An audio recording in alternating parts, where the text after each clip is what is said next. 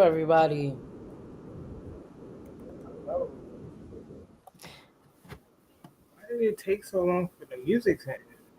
I don't know. Then I was getting feedback, but we Yeah, here. bro.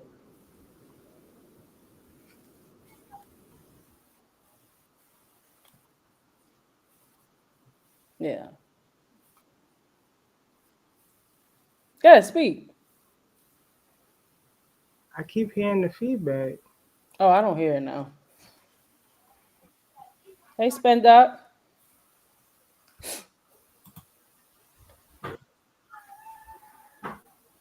What is going What, you hit?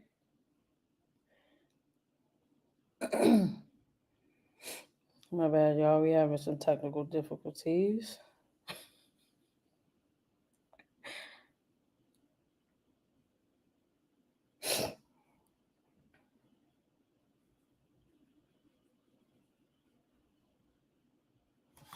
on? All right, I think I figured out what was going on. I don't hear it. I don't hear it now. Okay. Well, I'm happy. Let me check on IG. Hey, everybody. What's going on, everybody? Yeah, Angel Reese, definitely a We're dog. going to talk about it. Yes. And we're going to talk about what she said. We're going to talk about everything. We How's ain't, y'all weekend going? Hope yeah. y'all weekend's going well. Yes. Happy New Year season. Yes. Yes. WNBA season has commenced. I gotta protect my mental health because protect my peace because it's nasty on social media. Yeah, social media is definitely triggering. Uh, a lot of stuff going on social media, but a lot of stuff is going on um, in basketball No, and that's a fact. just in the world. We got some stuff to talk about today. So get in here. I guess we'll send out some tweets and then we'll begin.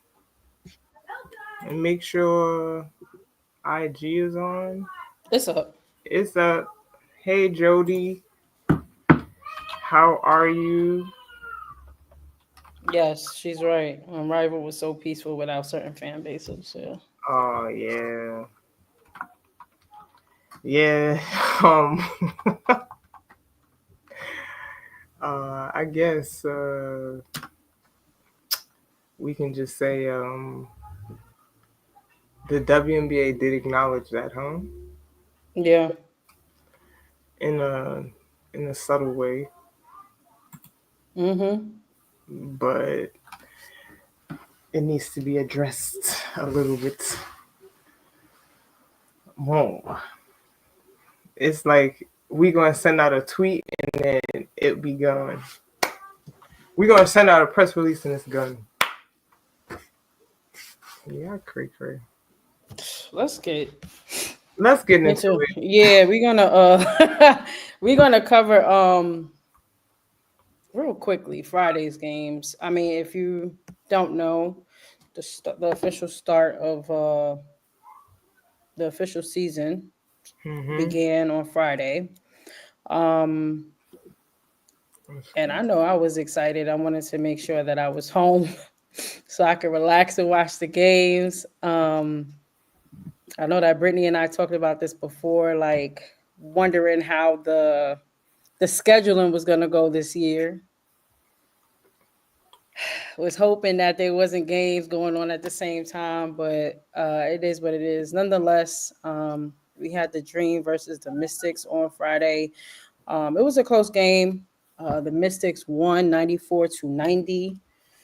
Uh, Alicia Gray had a wonderful game. She had 25 points, 7 assists, and 8 rebounds, just really filling up the stat line. Brittany Griner as well, 18 points, 8 rebounds. Brianna, 16 and 10.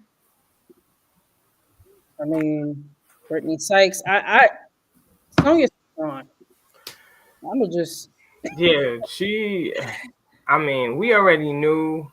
Like, if you didn't watch her in college, what were you doing? Uh, Last year, she definitely had a couple of memorable moments. Uh, I'll probably say when they played against NC State and she hit that three to send them into OT. Okay,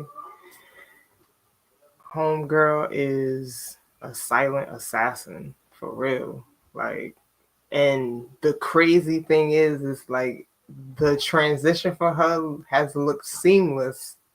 Okay, and we like know it's early, right, but right, right.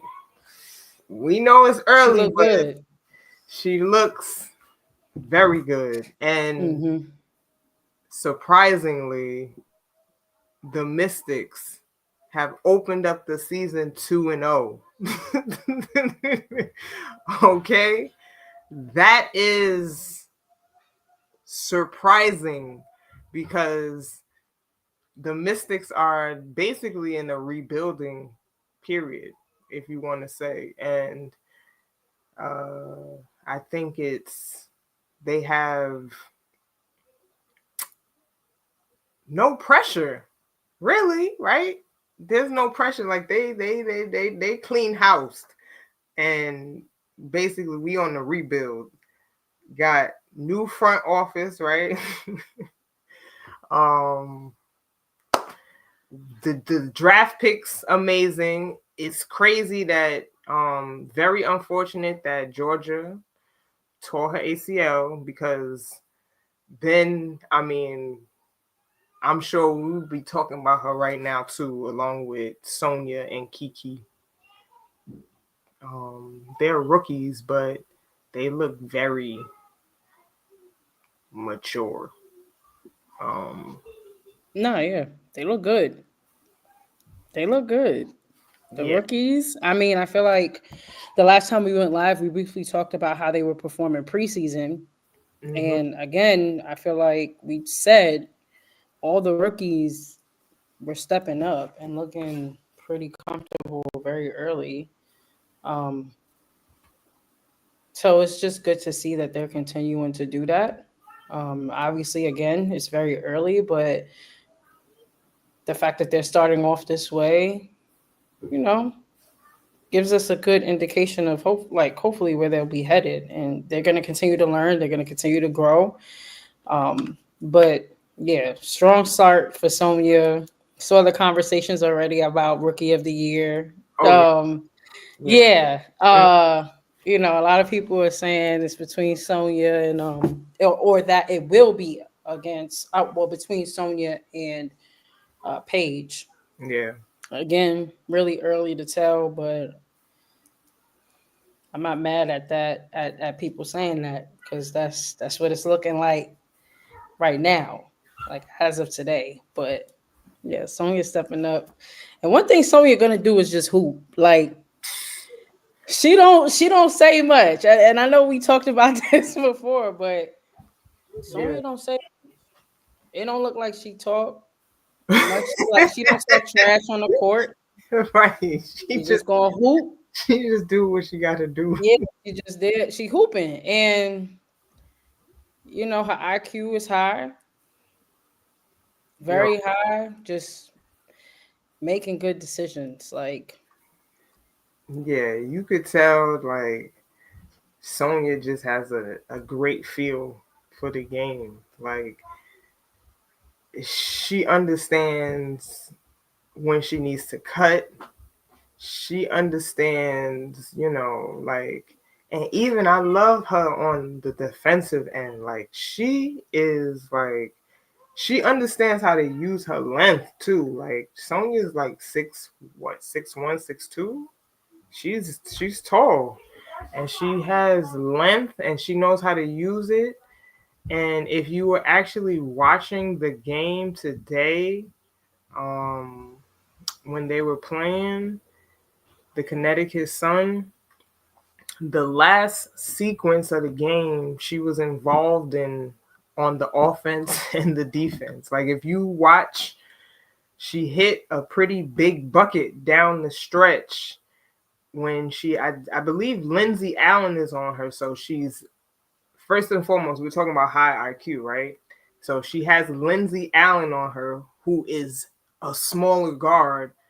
So I'm gonna take you to the Baja. Okay.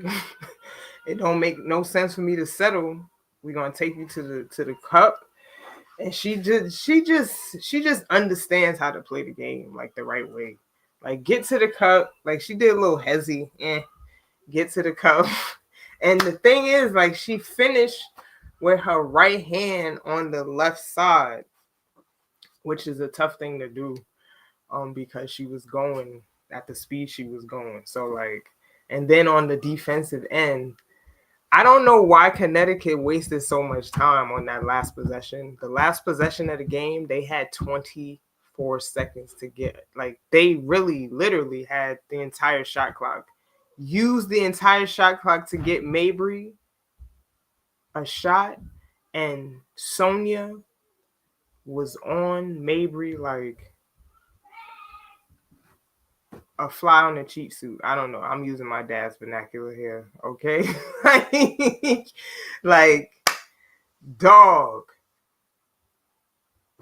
hand in face. That was a tough shot Mabry tried to shoot with Sonia on her. So she is and she's gonna be a great dynamic two-way player in the league. Like, and what can we say about Brittany Sykes? Like, please stay healthy. Please stay healthy. That's all I ask, is that Brittany Sykes stays healthy. If she stays healthy, she's an all-star.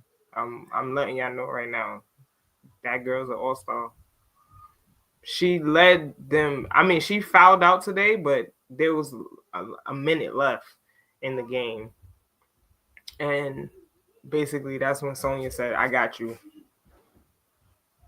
I'll finish what you started. So, I'm the Mystics. Keep your eye on them, because everybody had them at the bottom, but they looking like they surprising. They surprising. I like Connecticut too. Like, Connecticut got a well balanced team also. TC, Tina Charles, she was doing what she do. Did y'all know Tina Charles leads the league in double doubles? She has the record for all time double doubles in the WNBA.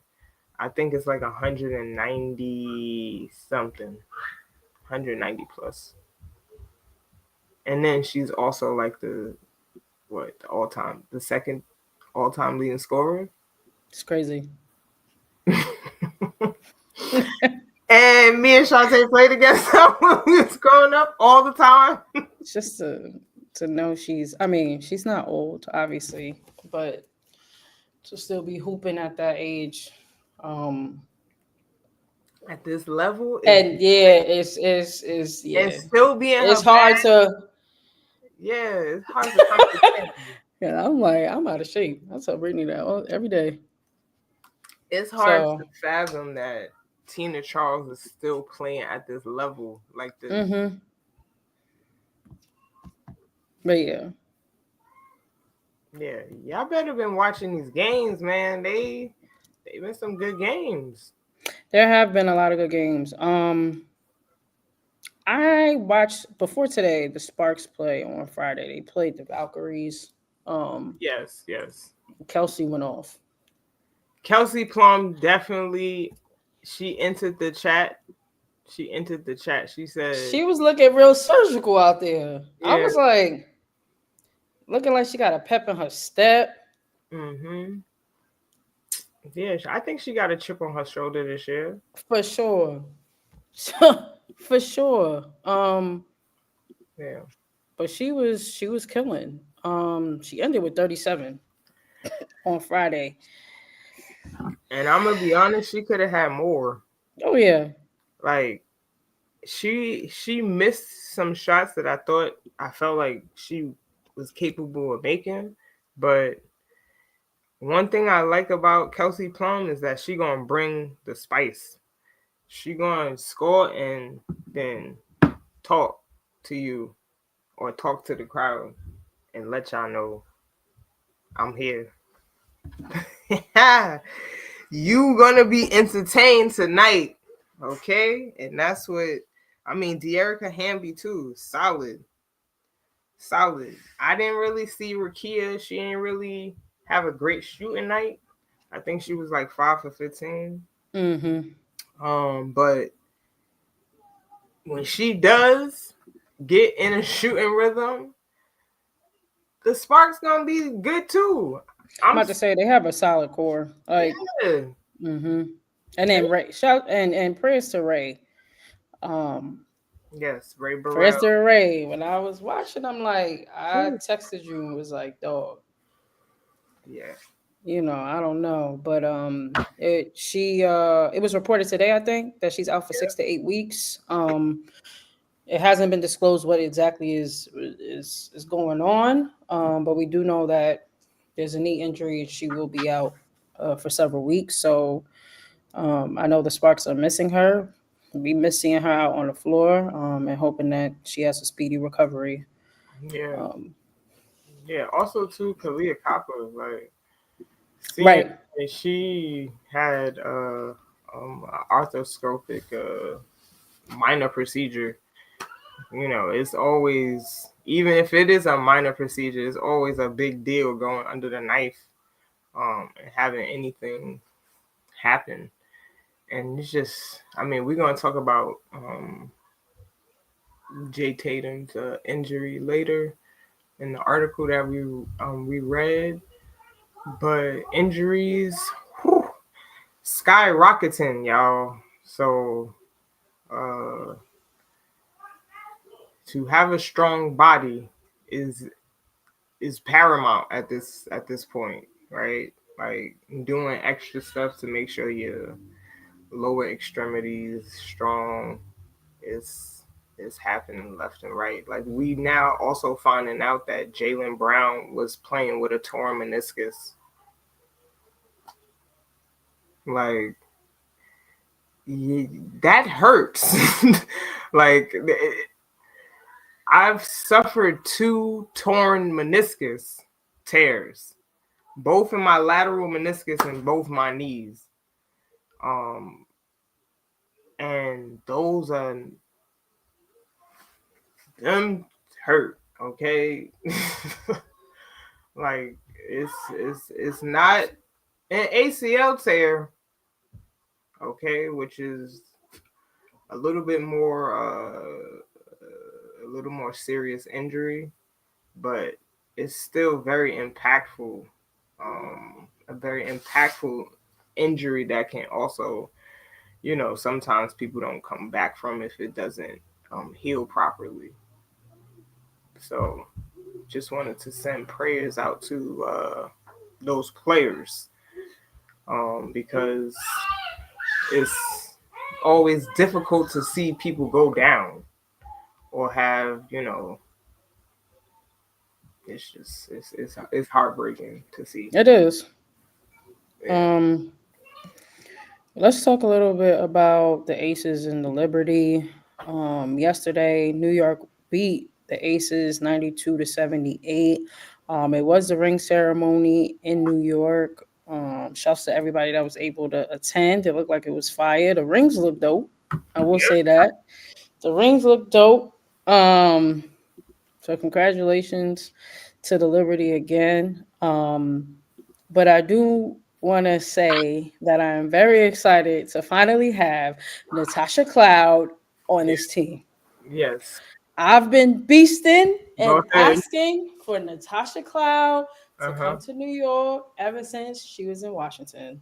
Yeah. Once it was announced she was leaving, I'm like, yo, we need Natasha Cloud.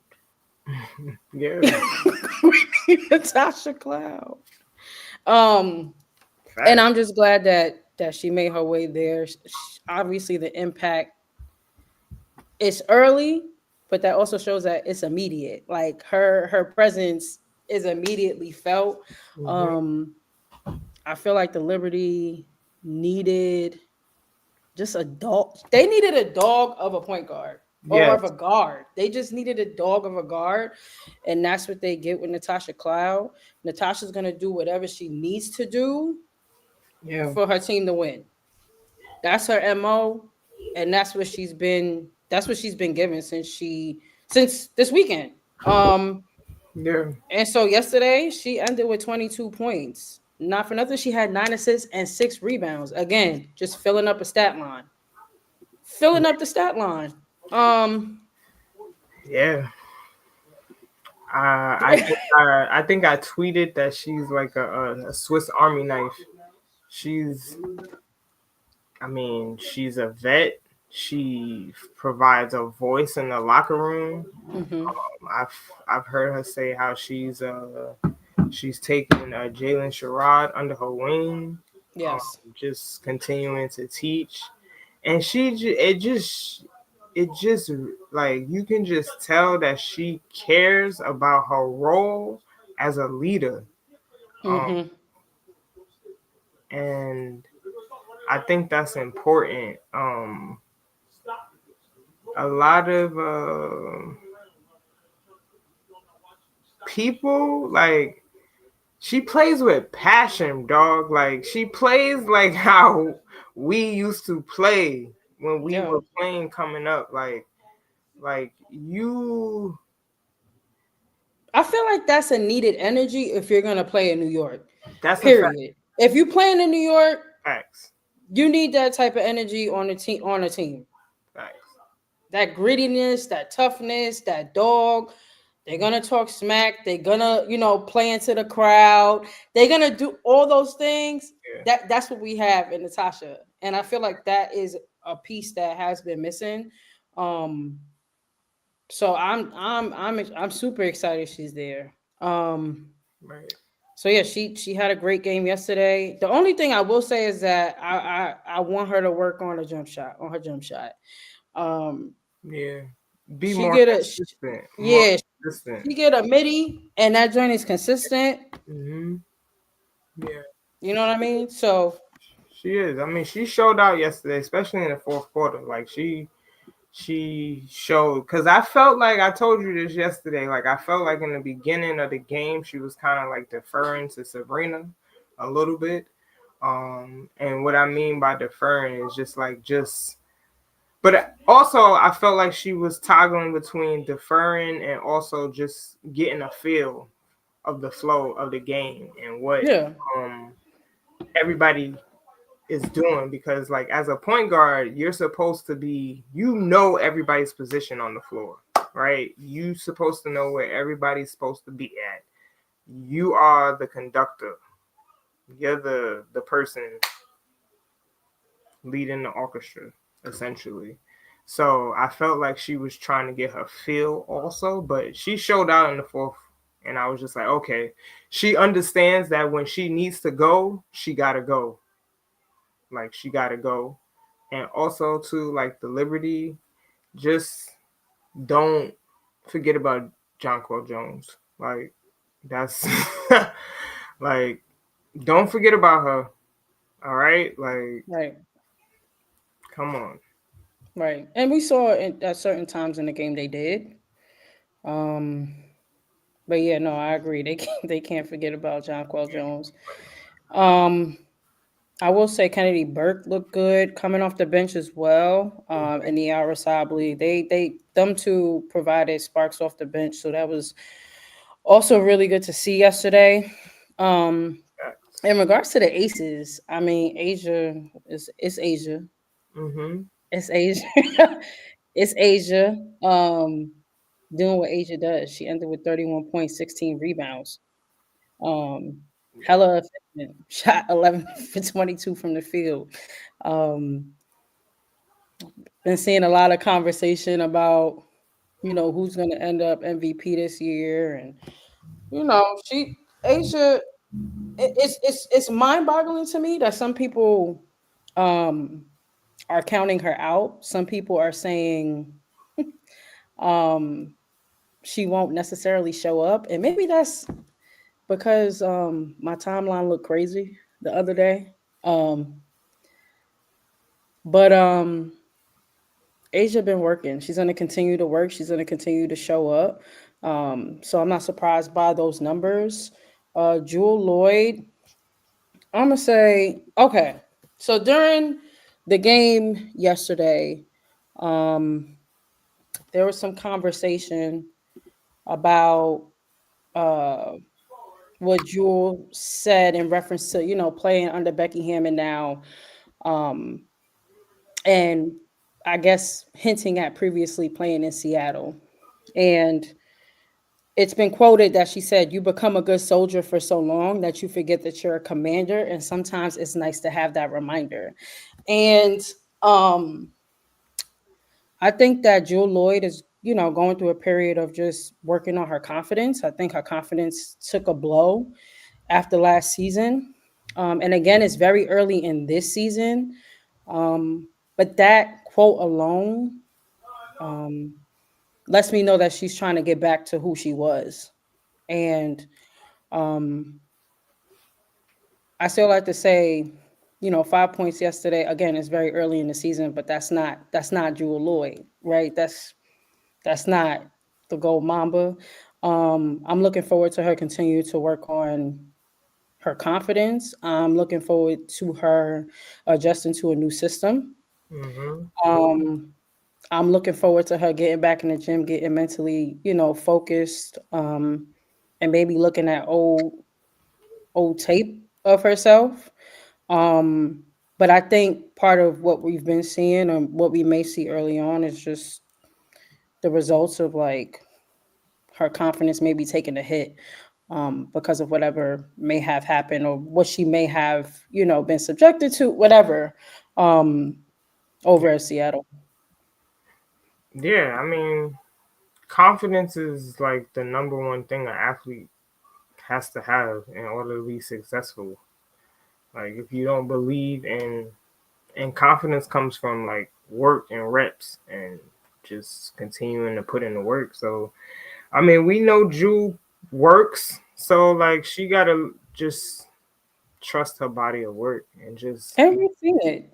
And Yeah, Unrivaled, like she right, played it Unrivaled. She looked like she was getting back in her bag. So correct. I just hope that that continues for her. But after I heard that quote, I was like, okay, it sounds like her confidence may have taken a hit Yeah, last season and her performance last season. yeah. And I mean, this happens sometimes. You know, as an athlete, you know, sometimes we lose our confidence. You know, it's evident like when you come back from an injury, like you have, you know, doubts. Am I going to get re-injured and stuff like that? Like that plays into your confidence as well, you know. So this is nothing like out of the ordinary. This happens. I mean, she had a big transition too, like all that stuff that happened, the investigation, and you know, just uh, I guess her numbers being down, you know, stuff like that. So you know, I hope she gets back on the ball, and I believe she will because you know she's been playing this game long enough, and I'm sure she's been through something like this before. So you just work your way out of it, really. But what I have to say about the Aces defensively yesterday, y'all was looking like Traka. I'm gonna be honest. It was a lot of defensive breakdowns, like a lot. Um, yeah, it would be nice to see Drew get her killer back, just not against my Liberty. Let her do that in Minnesota or somewhere else, not PK. Them Liberty fans, they defend to the death. Okay, but he's right. We want to see the killer come back because I mean her name is not Gold Mamba. Like her name is Gold Mamba for a reason. Okay, and we seen it 2 years prior when she led the league in scoring. I mean, she was killing that year. The year before Skyway got there, killing. So I mean, Yeah, the Aces. Come on, defense, defense, and then also too. I hope Kitley emerges, and she gets her some time because what is like? Look, I don't know what Becky Hammond is asking of Kia Stokes. I don't know what that it looks like, but what girl don't even look to the rim to score for nothing. Whew. And I want to say this. I don't care what your opinion is. This is my opinion because I've played on so many courts and I've played at the highest level and seen old dirt people make a living because of this one thing. I don't understand how you are a professional athlete and over time as a basketball player don't develop a jump shot. I'm sorry. I have a problem with that. I have a problem with that. You gotta be able to have a jump shot. Like I just have a problem with that.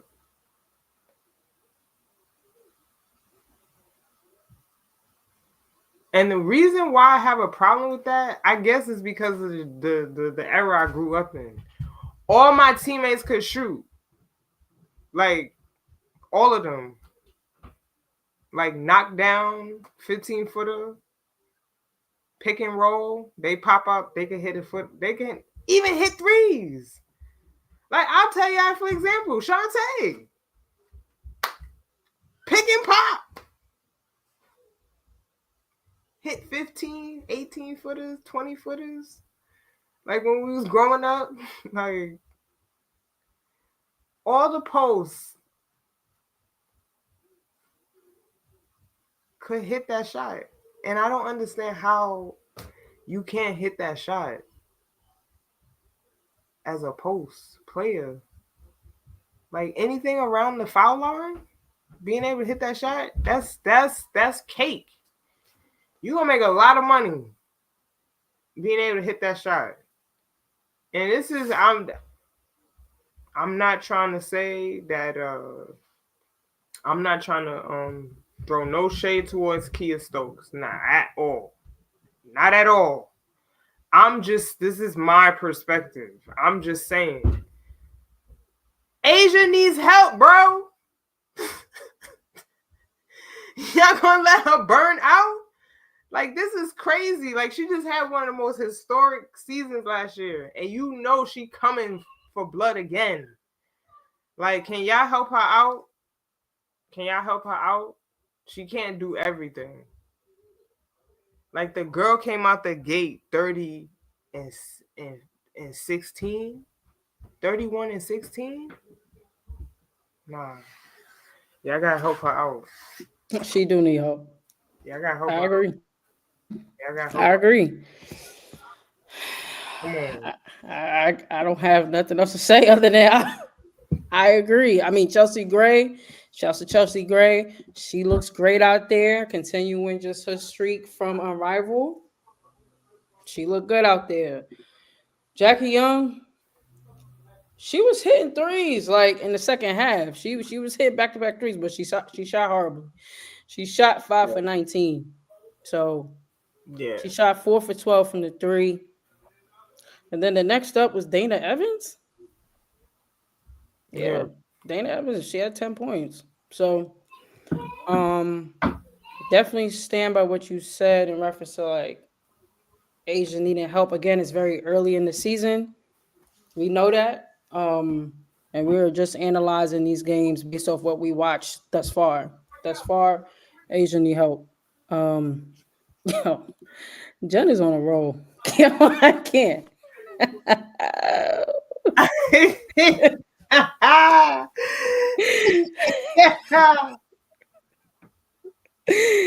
you Jen, funny. 855. Yo, That was a good one. that was a good one. But yeah, moving on. Let's talk about the Sky versus the Fever. Obviously, you know what? Before we get into that, okay. Indiana won 93-58. Uh, Caitlin Clark still diamond out here. Still diamond. One thing Caitlin gonna do is find you, man. All you gotta do is move.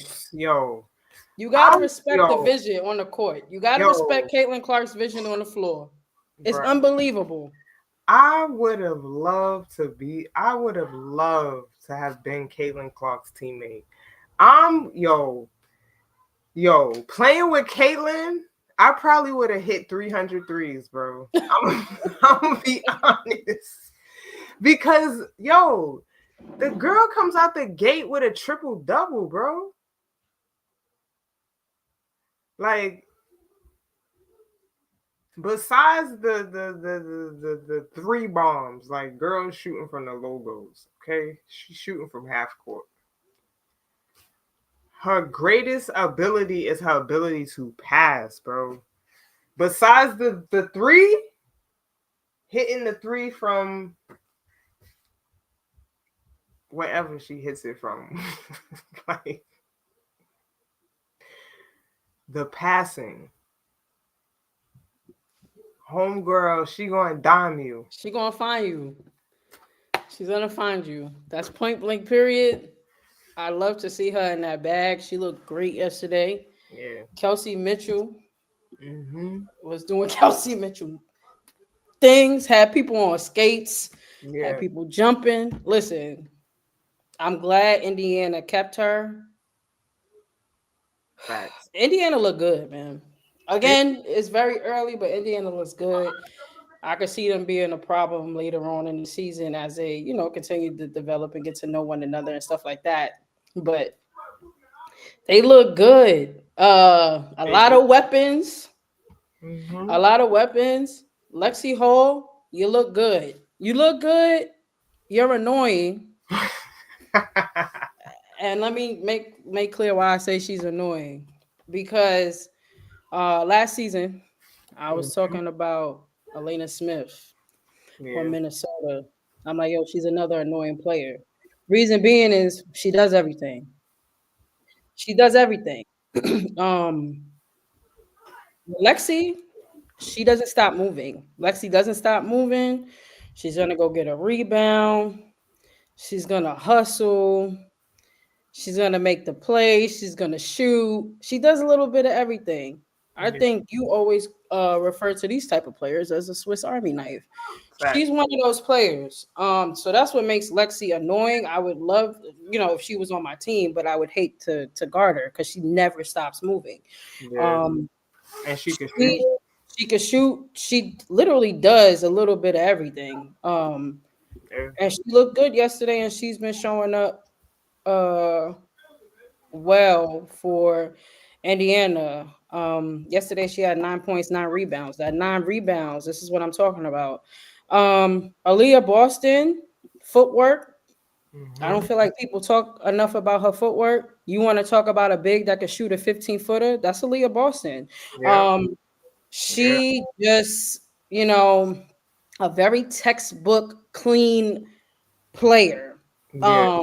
No jazziness, no finesse, but IQ is there.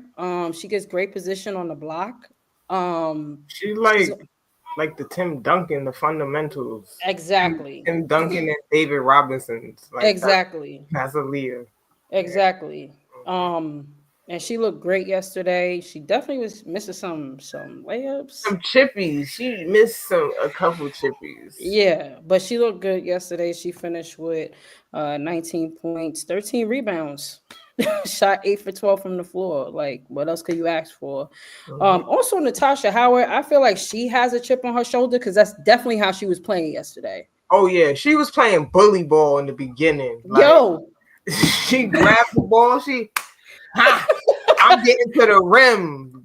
Like I thought she yeah, was gonna clap the board when she made the layup. Like, yeah, damn. yeah. I feel like she has a chip on her shoulder. She played well yesterday. Right. Like she had Yeah. 15 points, 5 rebounds, shot 6 for 12 from the floor. Again, really efficient. Yeah. The shooting percentage for Indiana yesterday was really good. Um, and then Caitlin ended with 20 points.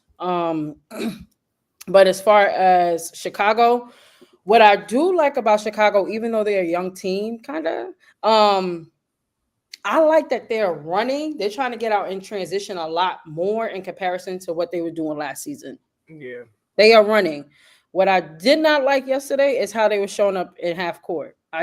They looked a little out of sync, out of sorts Mm-hmm. with offense in just the half court setting. I didn't like that. I didn't like it.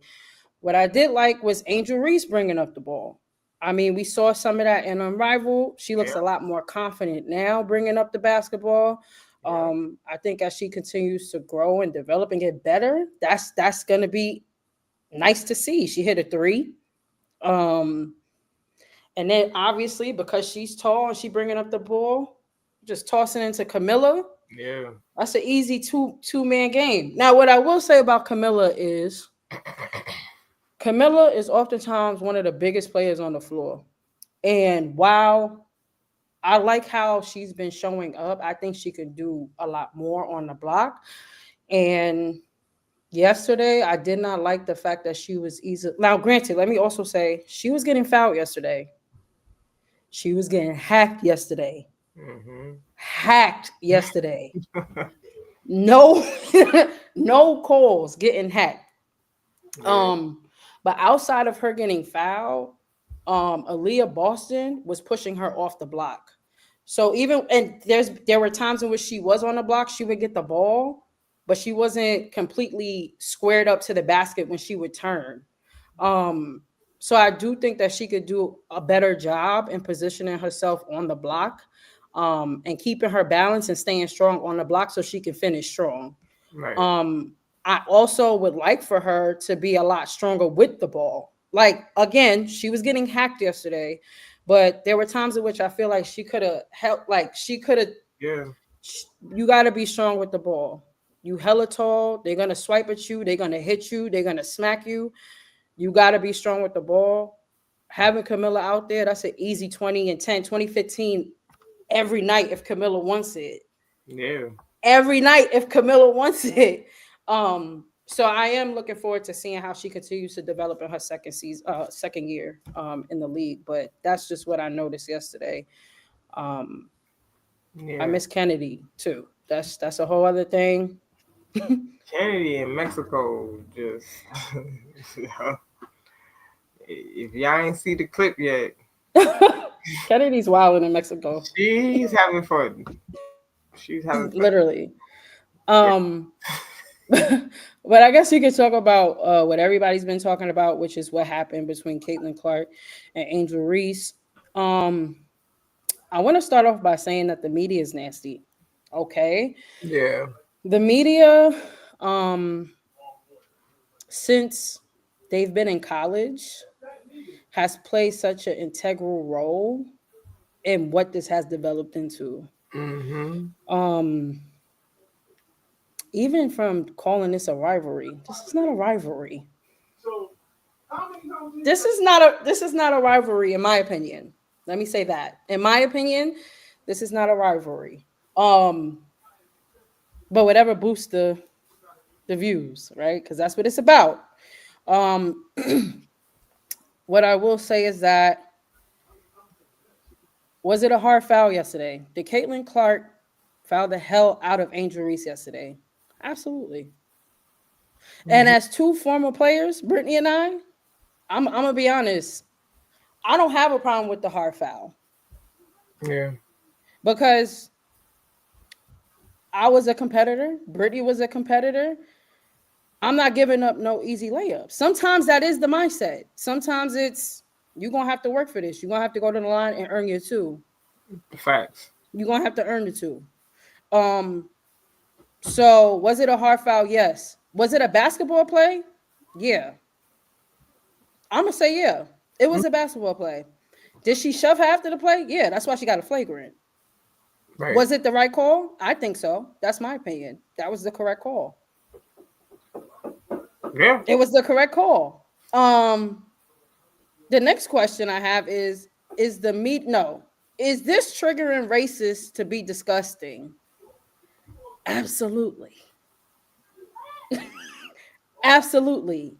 I think it's a nasty mix of what I started saying or talking about with the media, and then racists being racist and looking for opportunities to be nasty Oh yeah. and demonstrate who they truly are. It's a mix. It's a crazy mix of nastiness. And what I don't like is that I saw tweets, I saw media and other people talking about, oh, I think Angel overreacted. Oh, why are you back there? Angel didn't overreact. And furthermore, I think this lends to like black people in professional settings, black people in just, yeah, and in spaces of professionalism. There's no room for us to show emotions. There's no room for us to communicate truths, right? There's just no room for that. And that's obvious that on any level there's no room for that. That is what we watched yesterday, and that's what we're seeing today, like the aftermath from a basketball game. Black people, not just black people, there's no room for us to speak our truth on any level. We saw that with Colin Kaepernick. We've seen it in multiple spaces. There is no space. Um, Yeah. and I think it's disgusting how some media are pitting her to be the angry black woman. I think it's disgusting how certain media members are talking about. I could see how she hates Caitlin Clark. Um, and I don't know how y'all get how like before y'all reach. I think y'all should stretch. Stretch before you reach. There's no way that we get from a basketball play to a I think she hates her. Yeah. How? How do we get there? Um and shouts to Lo, because I definitely saw her TikTok talk about like I wish like the doors would close with people coming in. We're trying to grow the game because this is the negative side of growing the game, Yeah. right? Because we got new viewers, um, we got people with different intentions of watching, um, all not positive. Yeah. Shouts to Jody. She said, I pray for Angel's mental health because Kathy scheduled like three more matchups. And yeah, Dave Portnoy, I can't even say what I want to say. I can't even say what I want to say. But if y'all are not familiar, he definitely has said wild, racist, obnoxious, disgusting, unfathomable things. When it comes to Angel Reese, uh, not just the season since last season. He should be banned. Yeah, he should be banned from coming to any more games. Um, we're also now hearing that I guess there were like racial slurs being shouted during yesterday's game. We saw that the WNBA released a statement basically saying, "Oh, we're going to investigate. We're going to get into it later, but maybe we should get into it now." The fact that the W started what is this? The initiative. Their initiative, No Space for Hate initiative. Let me tell you something. What I'm personally tired of, and this is my opinion, what I am personally tired of is women in this league being used for hot takes, um, and then also um, people in front offices that pretend that they care about these women, the safety of these women, the um, just everything about these women, and they really don't. They don't care. Um, they just want to say this is like an attempt to say, "Hey, look, we tried. Look at our effort. Look at what we're doing." But that's not enough. Um, and I feel like more people need to use critical thinking skills um, when it comes to stuff like this. You know, keep in mind public relation Mm-hmm. companies are used for things like this. We're seeing it even with DEI outside of sports, right? With companies just making sure that they're able to keep customers, buyers, consumers. Words are not enough. Yeah. Action has to be enough. Like Kathy, girl, let's start with security for these women. Like, how bad do you really care about them? Because you say these things, but your actions haven't been matching up. And that's the problem. Um, but back to yesterday, and piggybacking off what Jody said, yeah, I'm gonna pray for Angel Reese's mental health. Because she's been getting it since college. Yeah. She's been getting it since college. Facts. This is about hoops. This should be the one space where all that extra shit, leave it out there. These women are here to hoop. They enjoy what they do. They're putting food on the table for their families as well. Um, so to be subjected to racial slurs, to the nasty ass media, and shouts to the independent media. Shouts to independent media because the ones that we know, they got integrity. Yeah. All of this is based in integrity also. Yeah. That's a big chunk of it all too. Mm-hmm. Um, a lot of y'all lack that. A Facts. lot of people in front offices, y'all lack that. And I see through. I see through the smoke and mirrors. Brittany and I see it. I don't think a lot of other people see it. And that's where the critical thinking comes in. That's where not being swayed by public opinion or other things, just pay attention.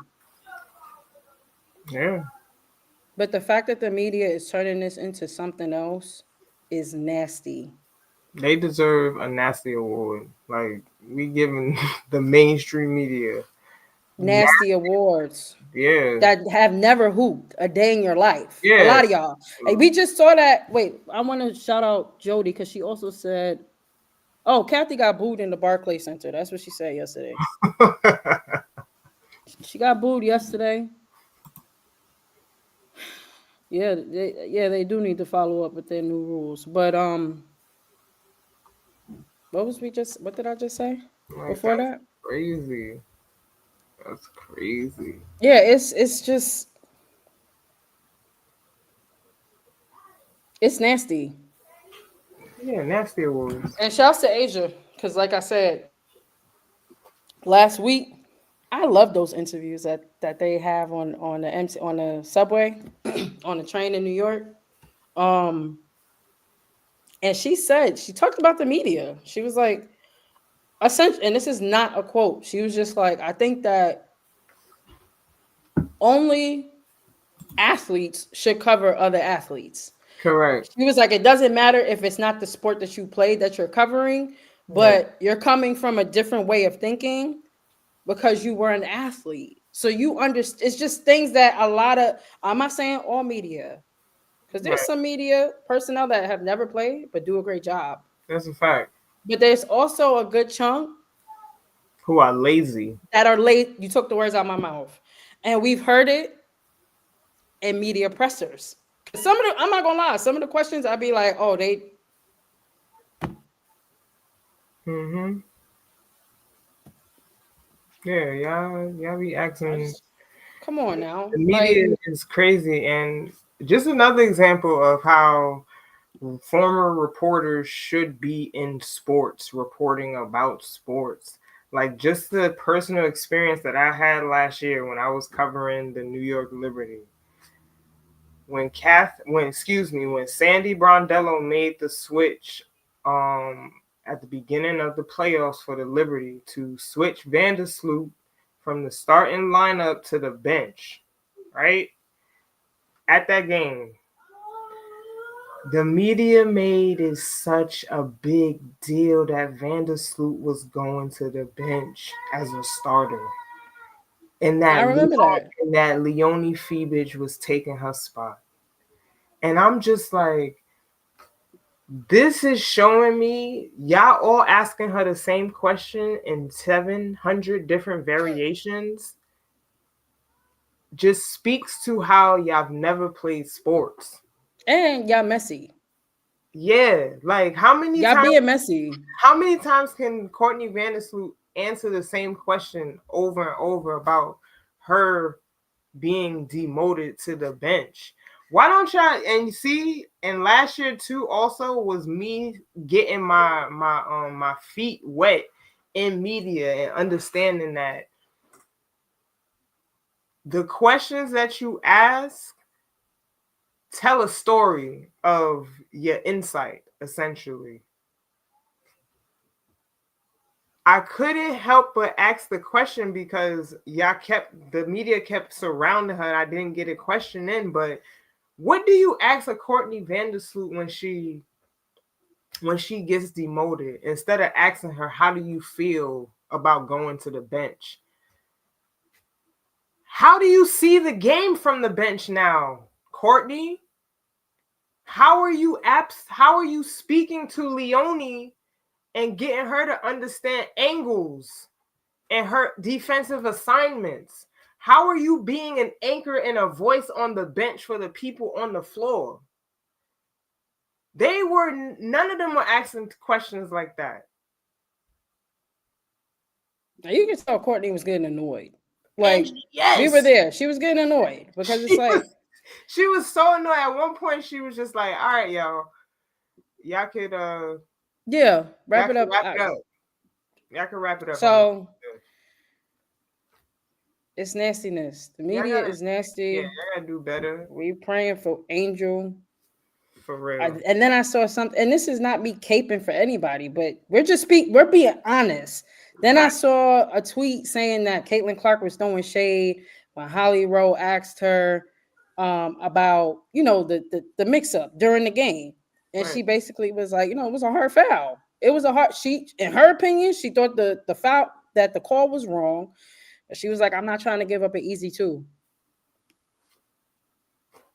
That's it. Yeah. They said that was shade. I said y'all are crazy, and this is exactly what Asia Wilson be talking about. It's Like nasty. y'all Y'all be want drama. yeah, y'all do. Y'all That tells me y'all have a lot of chaos yeah. in your environments and within, because that's crazy to me. Yes. Y'all gotta work on that. That is sick. You shouldn't be projecting on these players. That's straight up. Y'all shouldn't be projecting on them. They there to do a job. They there to do a job and enjoy what they do. Spendoc said, "How will this change after the contract new CBA?" I know that the WNBPA. I think they're pushing for security. Mm-hmm. I think they're also pushing for charter flights to be placed within the CBA. Right now, there's nothing obviously in the CBA that covers how long the charter flight situation will be available. I think right now, I think this is the last season. I think Kathy originally said for the next 2 seasons they'll be able to fly via charter flights, but Mm-hmm. they have to get you know, that language into the CBA. So I think they'll be negotiating that as well as security moving forward. But yeah, as far as like this initiative, we'll see what happens. I don't know. I think it's just words for now. They're saying they're planning on implementing AI powered technology solutions to monitor social media activity. AI, Um, yeah, like we that want our arenas and our social media platforms filled with energy and fandom, not hate and vitriol. Okay, well, Kathy, you also have played a part in that. Let's be for real. yeah, All this the like pitting against each other. you Like, just as nasty. Let's be honest. Let's be honest. It's nasty. So how again, you always have to ask yourself like how much do y'all really care and then pay attention to the actions. Not just the words, pay attention to the actions. yeah, Oh, Jody says she has two. If anybody wants to go, Jody has two Fever versus Liberty tickets for sale because she says she can't deal with the fans. So, wow, yeah, and then to think like All Star Weekend is in Indiana yeah, this year. It's in Indiana. So what are you gonna have in place? What security? right. Y'all Y'all better, better be thinking about it now. Kathy, you better be thinking about it now. right. We don't want an incident to happen and then we think about it. Like, prevention is the best medication. Let's get to it, cause like that's yeah. They got Mm-hmm. they got to get it together. Get it together. Media, do better. Yeah, Do do better. Racists, sit this one out. Sit anything WNBA out. Sit it out. Find another platform to be nasty. Don't do it here. Find somewhere else to do it. Well, they are doing it in AI. We gonna talk about that later. Yeah, we are gonna talk about that later. The rivalry matchups. The only one I really know is that they talk about or they're making it into one is the Aces versus the Liberty. Hmm. I'm trying to think. Who The else Sun is in the right? Dream. He said the Sun in the Sun in the Dream. Hmm. Yeah, I don't. The Sun and the Dream being rivals. That's a. I don't know. I feel like I should ask DA. DA, Yeah, give me some of the WNBA rivalries. I mean, we know the first rivalry was Houston versus New York. right. Obviously. Um, I gotta think about who else has like a that's a good rivalry. question. This is a great question for me. Mm-hmm. But yeah, All right, moving shouts to on. shouts to both teams. But yeah, moving on. Um, what else do we have? You This talked about Mystics. Say that again. yeah, we going back to the I guess the win today for the Mystics. They Mm-hmm. it was a good game against the Sun. I really feel like the Mystics are like a dark horse. People don't really expect anything from them, and I think that like having no pressure, like that makes you play free. That's kind of like what my freshman year was like. In the beginning, really no expectations because we were bad, bad situation. Okay, like if I was, if they told me my freshman year that by the end of the year we would be in Cleveland at the Final Four, I would have smacked somebody. I would have been like, "What? Like, what are you talking about?" Just based on how bad we started it. Like, need to remind you, Duke was the number one team that year and beat us by 40. So we had to come back from stuff like that. Okay. Um, but yeah, this was a good game. I enjoyed this game today. The Mystics, like I said earlier, watch out for Brittany Sykes if she stays healthy. I think last year, for real, she definitely was on a crescendo before she hurt her ankle.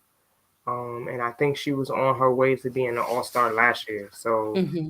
just that's in the cards for me. Obviously, Sonia and Kiki had really good games again today.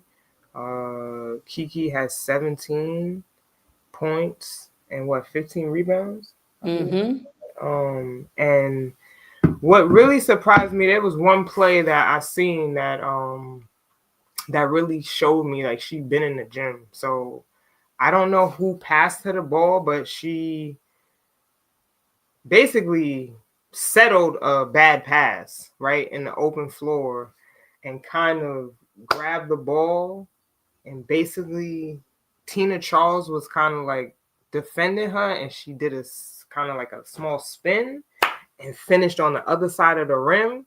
I'm like, okay, Kiki, I ain't see that before. Like, so that she was really good today. I'm really excited for um what she's going to evolve into. Like, they really have a great core, and like Aaliyah Edwards didn't even play today. Like, she was out. So like, to see them start off 2-0, and like Shakira Austin too, she's spicy. So like, she brings the fire to the team. Like, it's so crazy how they have just the dynamics on the team. Like, you got Sonia Citron, who's just, she's so quiet and she just silent, but she gonna get it done. And then you got Shakira Austin, who she was going back and forth with Diaby today on the Sun. Like, I thought somebody was gonna throw hands today. Like, Shakira also pushed Mabry, like, get out of here. Like, like, what you doing? You know, like how you mush somebody if they in the way. Like, that's basically what she kind of did. Like, just, all right, yo, you in the way, move out the way. So I love that the Mystics are fearless. They are fearless. It's like They don't got nothing to lose. they got a mix, but like, just the mix is a great mix. It is. You got the veterans, so like, I consider Stephanie Dawson, she's a vet. Like, and she come in and hit. Like, there was this one place Sonya came down. She had the ball on the left side and was pushing the ball. She could have shot a three. Like, Sonya could have literally just pulled up, but she waited a little bit. What she do? Find Stephanie Dawson trailing at the top of the key, and what she do? Hit the three. Stephanie Dawson, like, in her latter half of her career, what has she done? Developed a jump shot. The girl is shooting threes at a high clip, bro.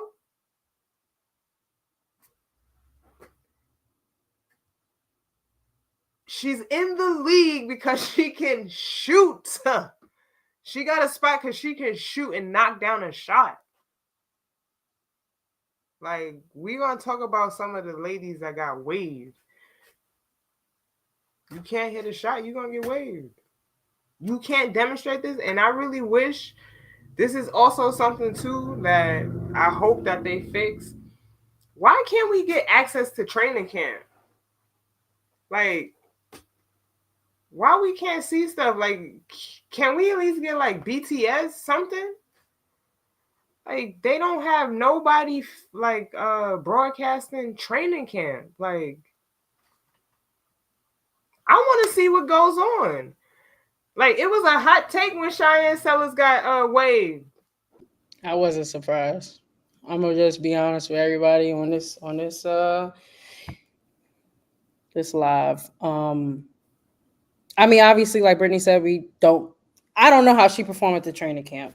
Right. All we got is hearsay. I think that after she got injured, she had an amazing career at Maryland. The numbers show that. I think that after she got injured, what I noticed is that she wasn't as explosive. Um, I feel like she was too lackadaisical with the ball. This is Yeah. this is me being honest. I think that she was a little bit too lackadaisical with the ball sometimes. Again, I went to cover Maryland this season, so I got to watch it on several different occasions in person. I think that sometimes she would take plays off. And and again, Brittany and I don't know why she got cut. Again, we don't have any inside information, and nobody was able to see training camp. All we could do is kind of go based off of how she performed in college. I do think that it would have been great uh, to see her maybe perform and get an opportunity to play with the Valkyries. Yeah. But they cut her before she got the opportunity, and then she got an opportunity with Atlanta. Um,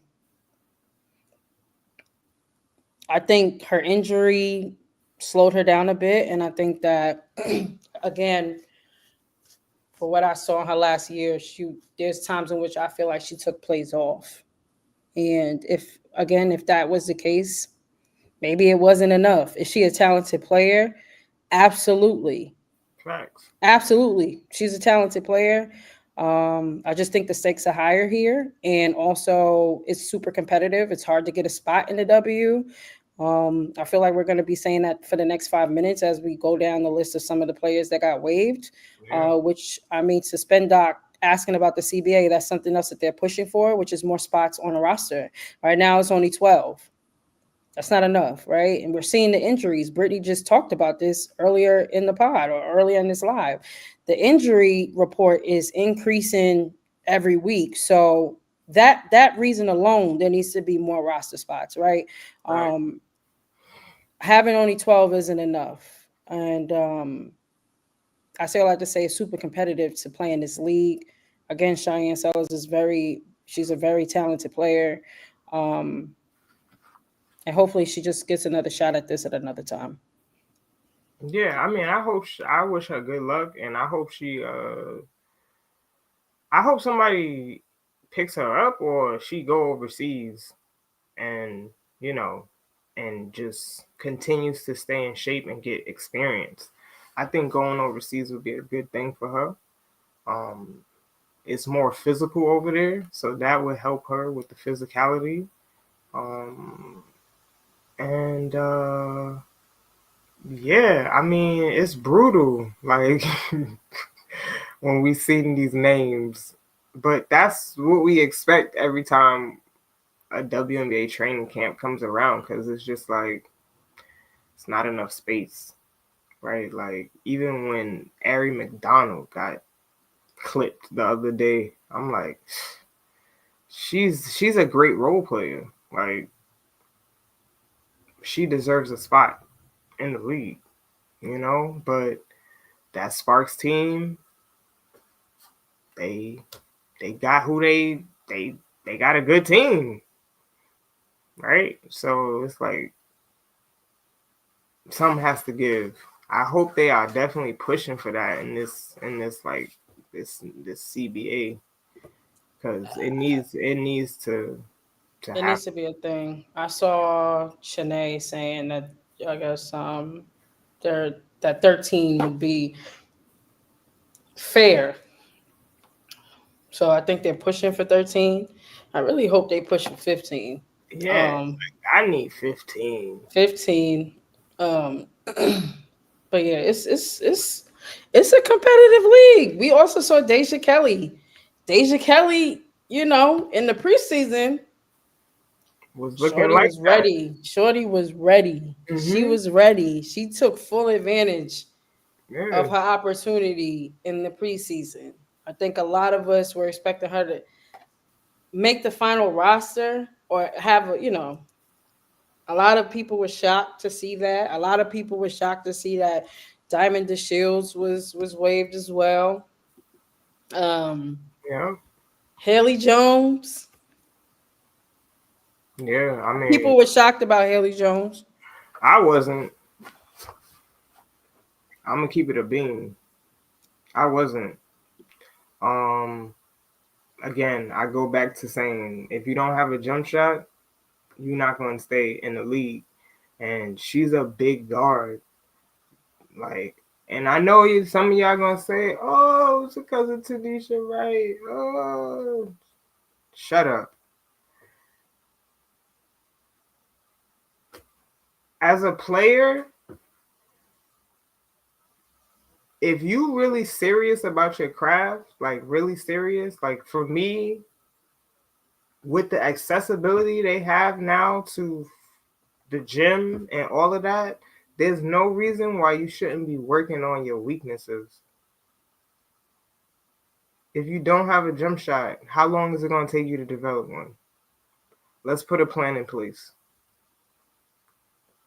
Like, I mean, player development, what is that for? I mean, we seen when Tyler Marsh was at the Las Vegas Aces how he helped Jackie Young break out, like, and become more efficient.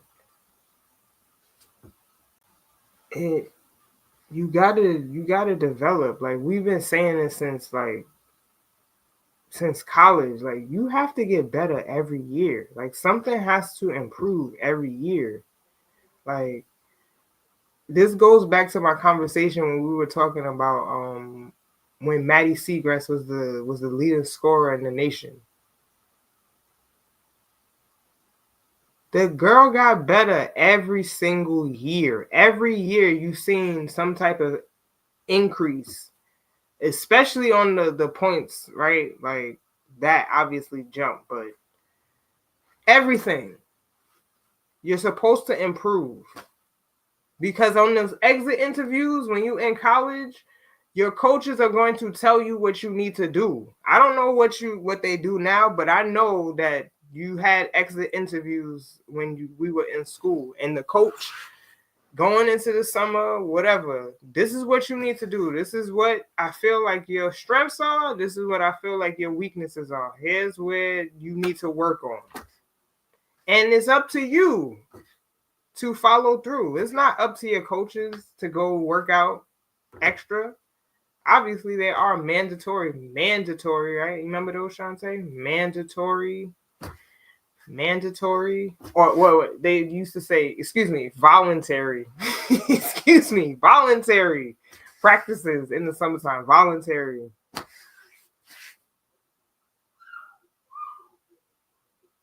You got to do more than voluntary workouts to be good. Just like now, y'all got to do more than just go to team workouts to be good. And a lot of kids don't have that. Like, I think there's a delusion around what it really takes to be successful or to get a scholarship. Because, to be honest, high schoolers, you at the bottom of the totem pole. If you're not exceptional, if you're not in the top 100, you got to go another way. Because it's getting fewer and fewer that these college coaches is looking at high school kids. They got the transfer portal. They got the international kids now. Like, the competition is more. So you got to work. Like, and the grades. I don't want to hear it about no grades. Y'all better all have good grades. I don't want to hear, oh, so and so can't because they don't got grades. All right, well, if you don't got grades, you made it harder for yourself. We're gonna have to take a different path. It's gonna be a little harder, but like, I'm tired of hearing these stories. It's the same thing over and over and over. Like, the opportunity is insane right now. Like, if me and Shantae were student athletes right now, like, I'm pretty sure every week we would have a some type of meeting talking about what are we doing? Posting. What are we doing? Learn how to post on social media because they getting a bag for that. Like, y'all on social media posting with your heads down. What are we doing? We might have to do a workshop for y'all. Principles on posting. Because it's it's crazy y'all not taking advantage of all of this right now. Insane. Get in the gym. Do what you gotta do. Do more. It takes a lot to be great. Yeah, how in the age of AI, exactly. How do you have bad grades? Like we had Pink Monkey back then. We had to to do book reports. Like go on Pink Monkey and get a synopsis. Y'all could just type into Chat GPT the answers, bro. Like this, use the tools. I don't want to hear it. Academics don't want to hear it.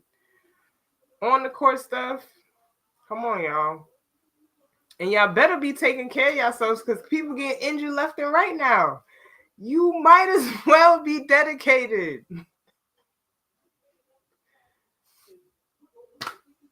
Like, come on, man.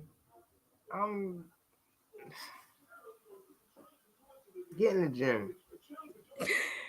Yeah, that's I'm in the sorry for gym. my rant, but Oh no, get in the in gym. the gym. Get in It's the very gym. competitive now.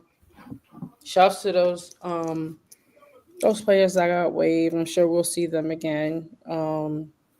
Just keep working. Again, we're asking for more roster spots. Hopefully that's in the very near future. I know like the focus is on expansion, but we also need more roster spots. Yeah. We need those. So um shouts to those women. Um Moving on, just again talking more about where we are with the WNBA roster.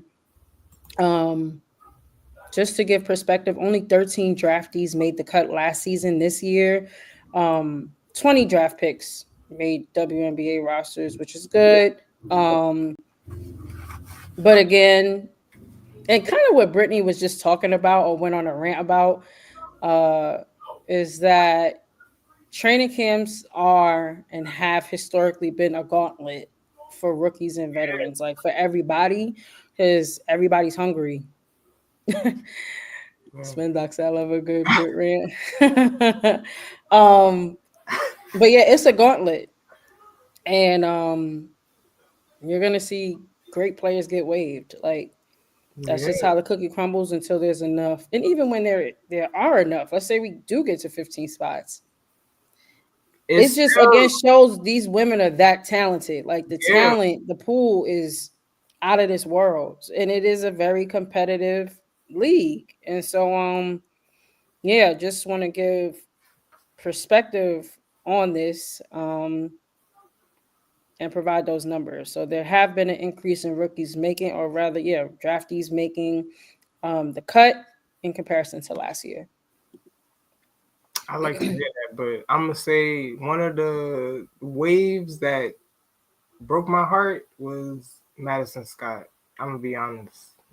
When Or I seen that, I was kind of mm-hmm. tilt because again, you heard my rant yesterday behind closed doors, but I'm gonna say this: I don't know what the Dallas Wings are doing with Tierra McCowan, but girl, you gotta show up. You gotta show up, Tierra McCowan. Like Dallas Wings, y'all are crazy because y'all had twin towers last year and Kalani Brown and Tierra McCowan. And you know, Big T, you decide when you want to show up. Like that girl could have 20 and 20 every night when she really wants to. Like really wants to. But I don't know what's going on over there. But I was tight when I seen Madison Scott got waves. Yeah, because she works. Cause she works and She then works hard.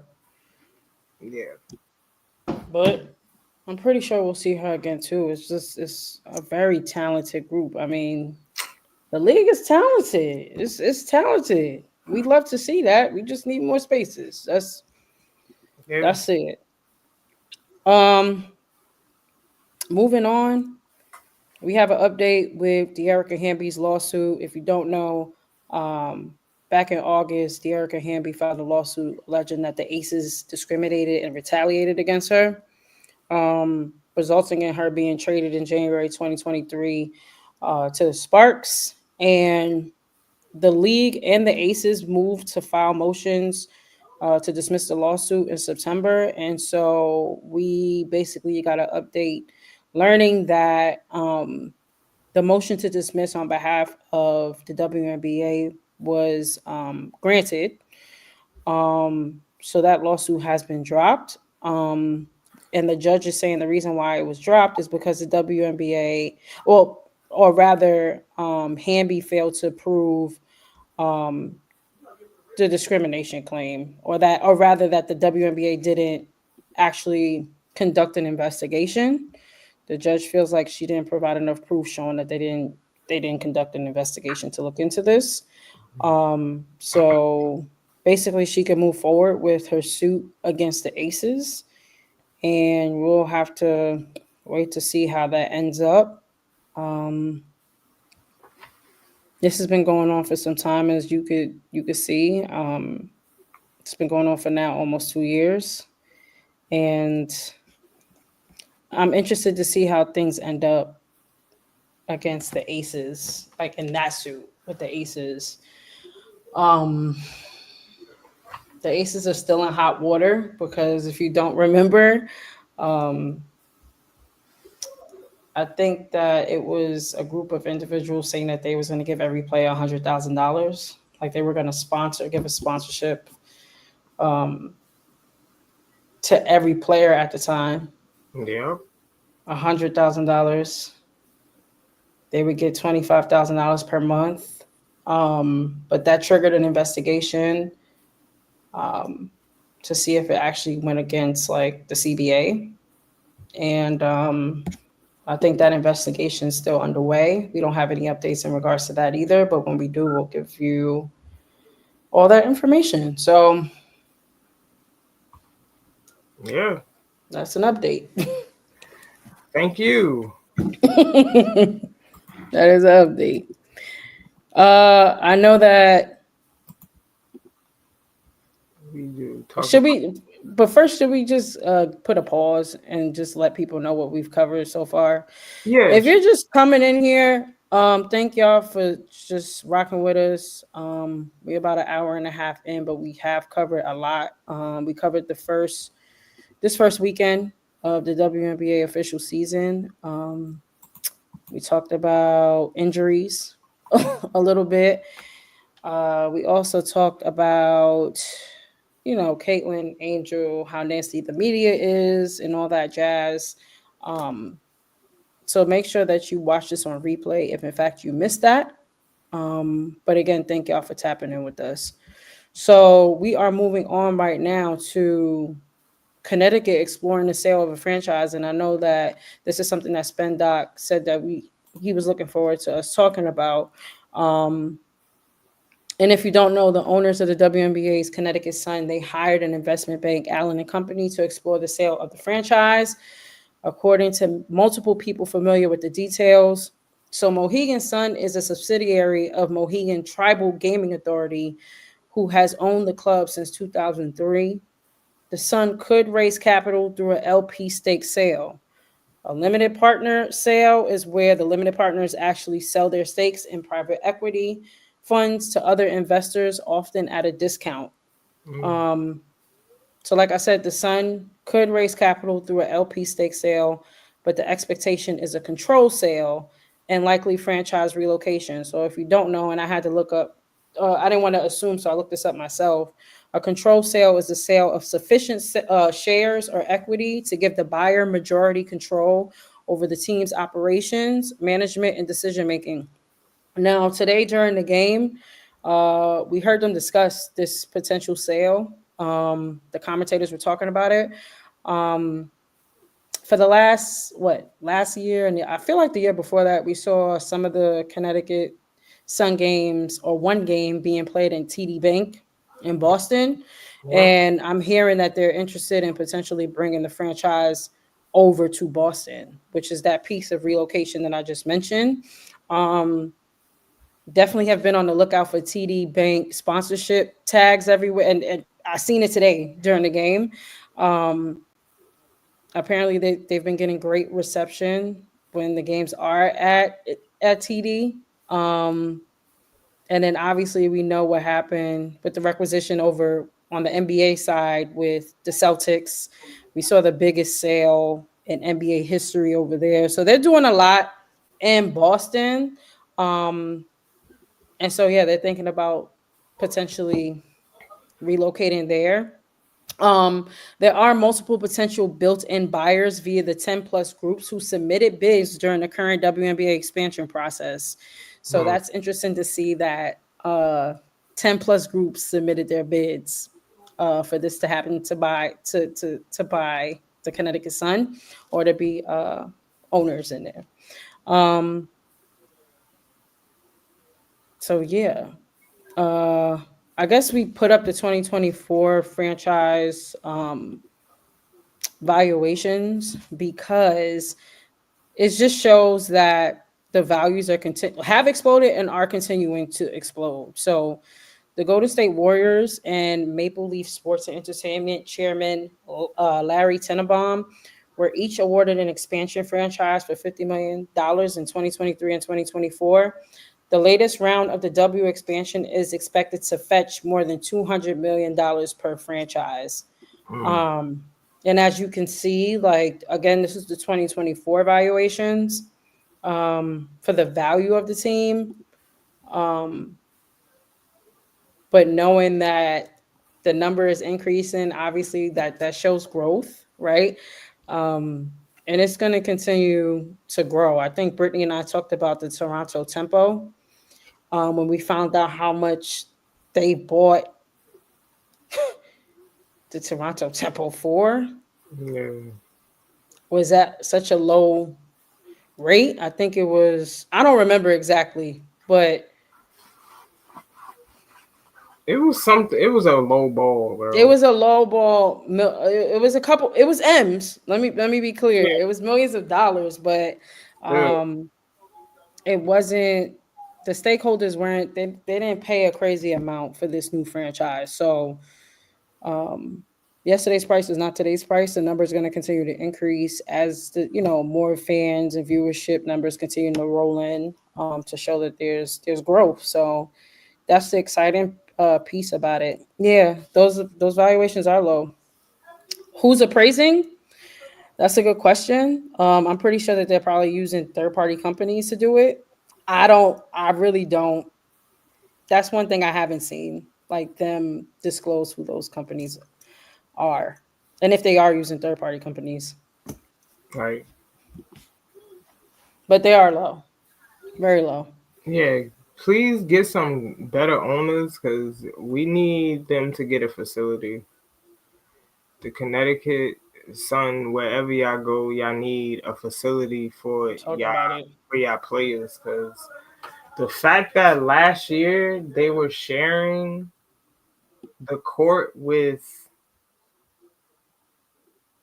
a kids party while they were preparing for the playoffs. Come on, come on, yeah. When you put that into perspective like that, Spendoc, yes, that's one NBA player's contract for a WNBA team. Valuation, yes. It is crazy. We still got So we still we got got work to we still got a ways to go. we got work to do. But We yeah, got work to do. I'm screaming to the heaven tops. Wherever they go, yeah, please a facility for these ladies. It's a must at this point. Like new, they like that should be in the CBA too. New ownership groups upon the entry fee too. Y'all also have to have plans in place to have a facility that goes in place with the team for them to have everything that they need. Like I want that to be in the CBA. Cause not having a facility is insane at this point for them. Like a college having a better facility than a professional athlete, a professional team. What are we talking about? All right. So I need to see it. I need Yeah, to see it. yeah. I'll keep y'all posted about this. Interested if they actually move forward with the sale. So, Right. moving on. The Liberty, they're partnering with Away. So Away is now the official luggage partner of the team of a first of its kind collaboration launching ahead of its season opener yesterday. So, with more than 10 million Liberty fans in the US and an estimated 4.9 million of those planning to travel in the next 6 months, this partnership reflects the overlap between Away's customer base and the Liberty's fast growing nationwide community.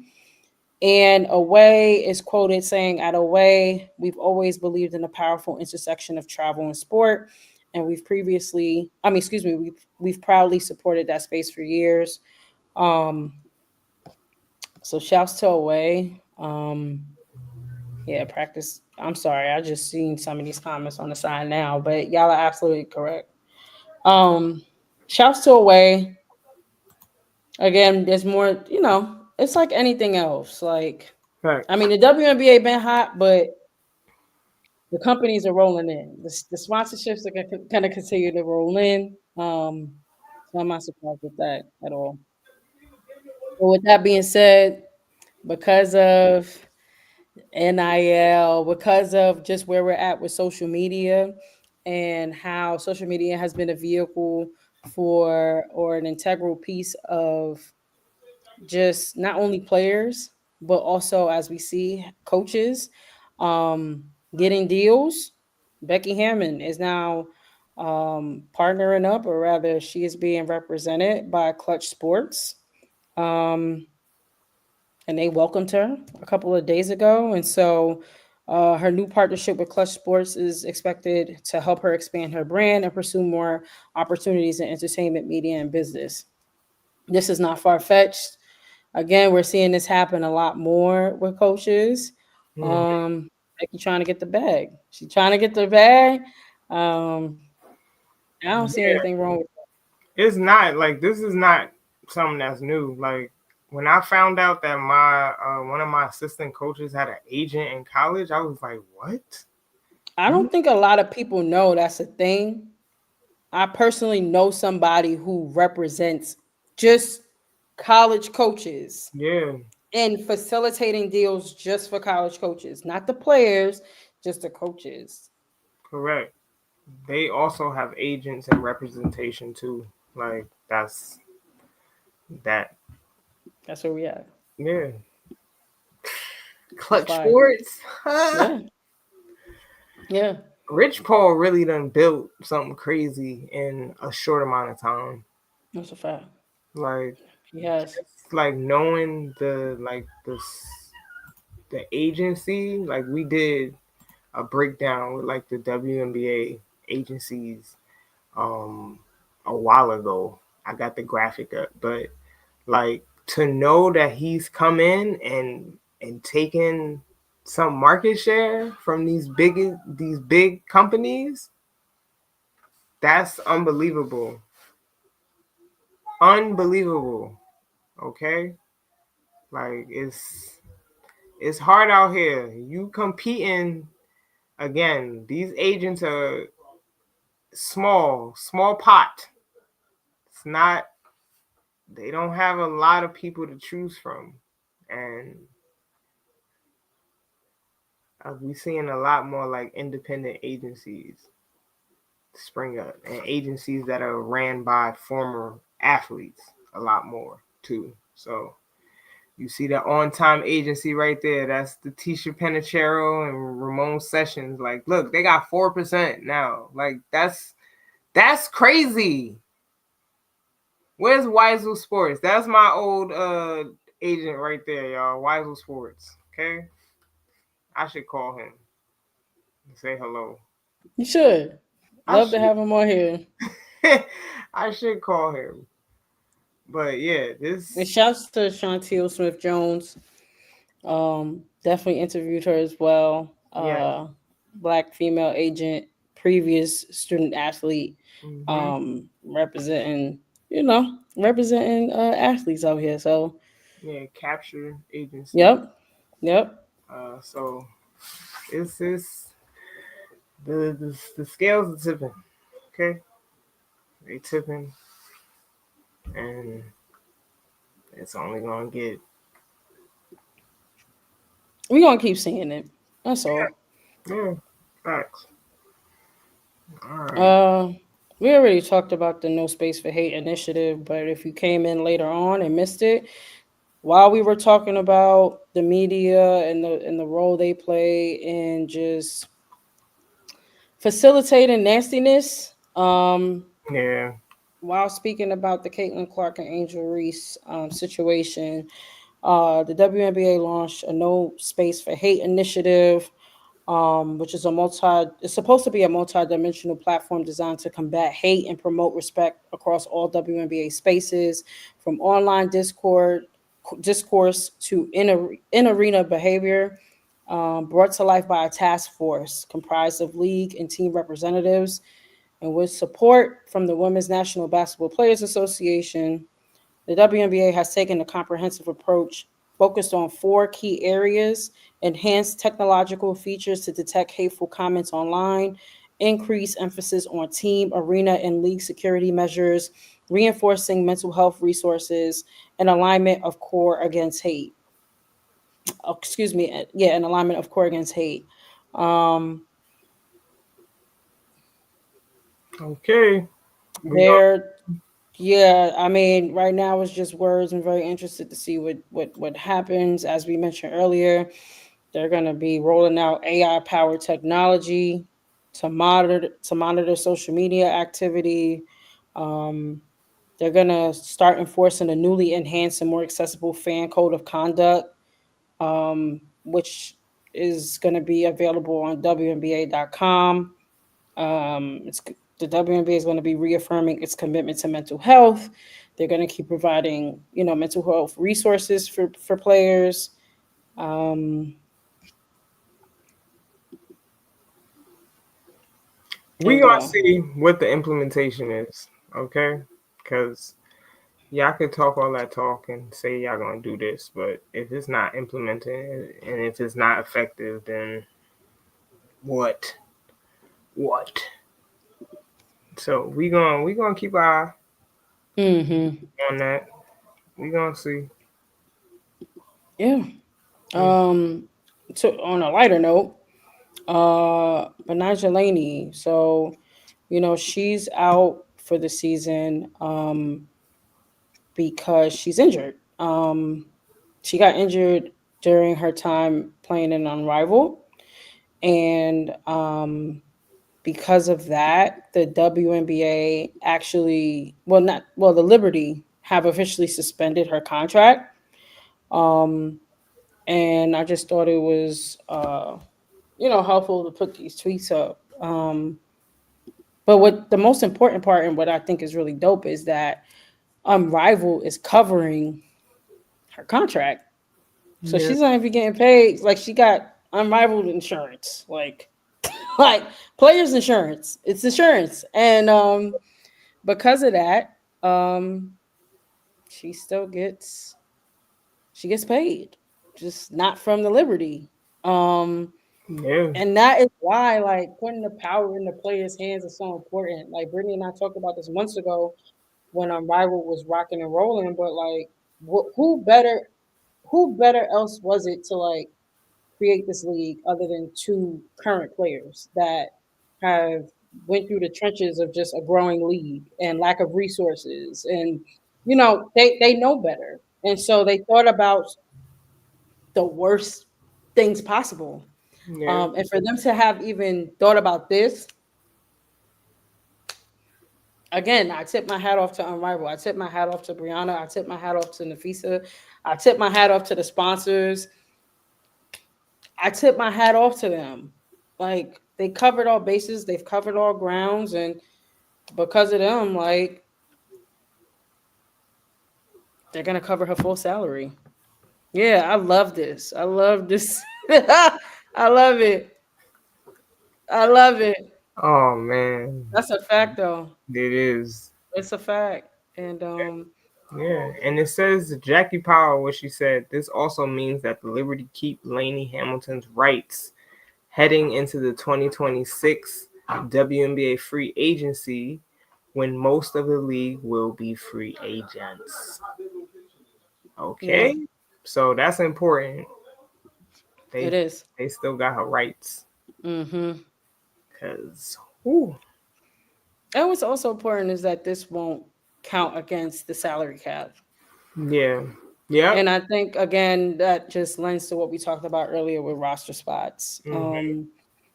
That was one of the questions a lot of people had, was whether this was going to affect the salary cap, and it's not. So um, they had 12 active players, which is good. But yeah, shouts to Unrivaled. Amazing product. They Facts. actually released something last week for overseas play. I'm not crazy.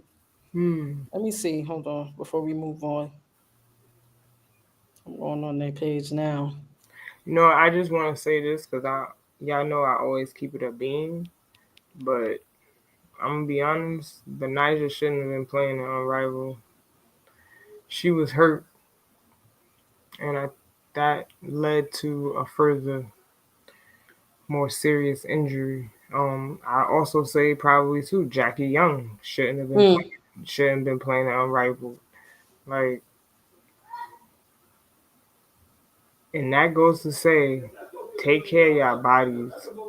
Yeah, you gotta take care of your body.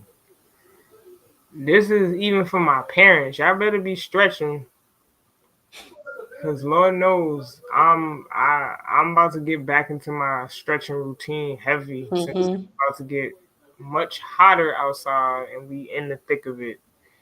The weather coming back. Stretch, stretch. Please. Movement is mandatory. Movement is medicine. Make sure you are moving your body and stretching. Cause yeah, I just had to say that. Like, No, you're good. You're I right. I didn't. You gotta, if you're not 100%, you gotta take care of your stuff and get 100%. Like, we knew she was battling something at the end of the year, like, but she played through it. Like, a lot of y'all gotta understand, a lot of athletes be playing through injuries, like gutting it out, playing through injuries, like, and we don't hear about it for like until after, like. Like I said earlier, Jaylen Brown playing with a torn meniscus in during the season. Um, like even in college last year, at the end of the season, Kiki Rice got shoulder surgery. Mm-hmm. Like she was playing with something going Mm-hmm. on. Like y'all don't even understand half the stuff that athletes we deal with. Like I literally remember one of my worst collegiate games. It was against UConn. Injured my toe before the game in a pregame during our warm ups, our walkthrough. Injured my toe. One of our managers felt like came down on my big toe, blood clot, crazy. Big toe looked crazy. Okay, looked like a doorknob, basically. Like literally told my trainer, I was like, "You better not tell Coach Stringer I hurt my foot. Like, don't tell her." Played one of the worst games I could possibly play. Coach Stringer yelling at me after the game. What was wrong with you? What? And then she was like, and then Lori was like, Coach. She was like, "Oh, okay. Something had to have happened because that was some bull." Coach Strainer was really funny, y'all. Like a comedian, also. Like, a lot of people don't know that, but I play hurt. Yes, that's a fact. Stretch. But yeah, that playing hurt Spin is a block is thing. funny. No, Injuries, yeah, yeah. I players mean, play hurt all the time. I don't even know because I didn't even watch the game, but I seen that Aaron Gordon had a grade 2 hamstring strain, and I still think that he played tonight. mm. Do y'all know how insane a hamstring pull or strain is to play? Like y'all seen Steph Curry was out with the hamstring pull. That's how crazy it is. Like even if you wanted to do something, your hamstring go out, it's over. It's Yeah, just no. like the Achilles tendon. Mm. You do Mm. something crazy, your hamstring is over. Mm-hmm. Over. So y'all gotta know that that's a thing. Players be playing hurt because that's just what we do sometimes, and we don't take care of ourselves. We just play through the pain. Mm-hmm. So Mm-mm. get it. I found so Unrivaled is partnering with Sephora, and they're bringing basketball to Sport Beach in France in June 2025. They're teaming up, like I said, with Sephora to headline a panel at Sport Beach, and they look forward to bringing some unrivaled energy and insights to one of the best events on the sports business calendar. Mm. Um, that's fire. Um, Unrival's not playing around. That's it. They're not playing around. Yeah, They're they not playing around. trying to. Trying to expand. Mm-hmm. So Fact. they're not playing. Um, so shouts to Unrivaled. Mm-hmm. I think this is the injury report. Injury report. You know, first of all, shouts to the Knicks. Let me start there. Brittany and I have fathers that are dedicated Knicks fans. They've been Die there for hard. years. Die Die. hard Knicks fans through the struggle, through the trenches, all the way up till now. Yes. Like they went through it. It's an emotional roller coaster, Yes. right? It's an emotional roller coaster. And while Brittany and I may not be like Nick diehard Nick fans, we've watched them struggle. We watched the yelling at the screen. We watched the cursing. So they're very excited about where the Knicks are right now, heading to the Eastern Conference final. Finals. Yes. A lot of people didn't think they would be able to beat Boston. And also shouts to Boston because Jason Tatum. Mm-hmm. I watched surprisingly watched that game. So Yeah. when Jason went down, very slight move, like looked like he just fell backwards, but Yeah. tore his Achilles. And as soon as that happened, we saw Jason Tatum touch his knee and have difficulties getting up from the floor. Had to get helped off of the floor. Seen him in a wheelchair. Shortly thereafter, we hear that he tore his Achilles and he was heading to surgery. Um, which again, Brittany and I was talking offline, and we're like, well, this is the fastest we've ever heard any player, including ourselves, right? Go right into surgery.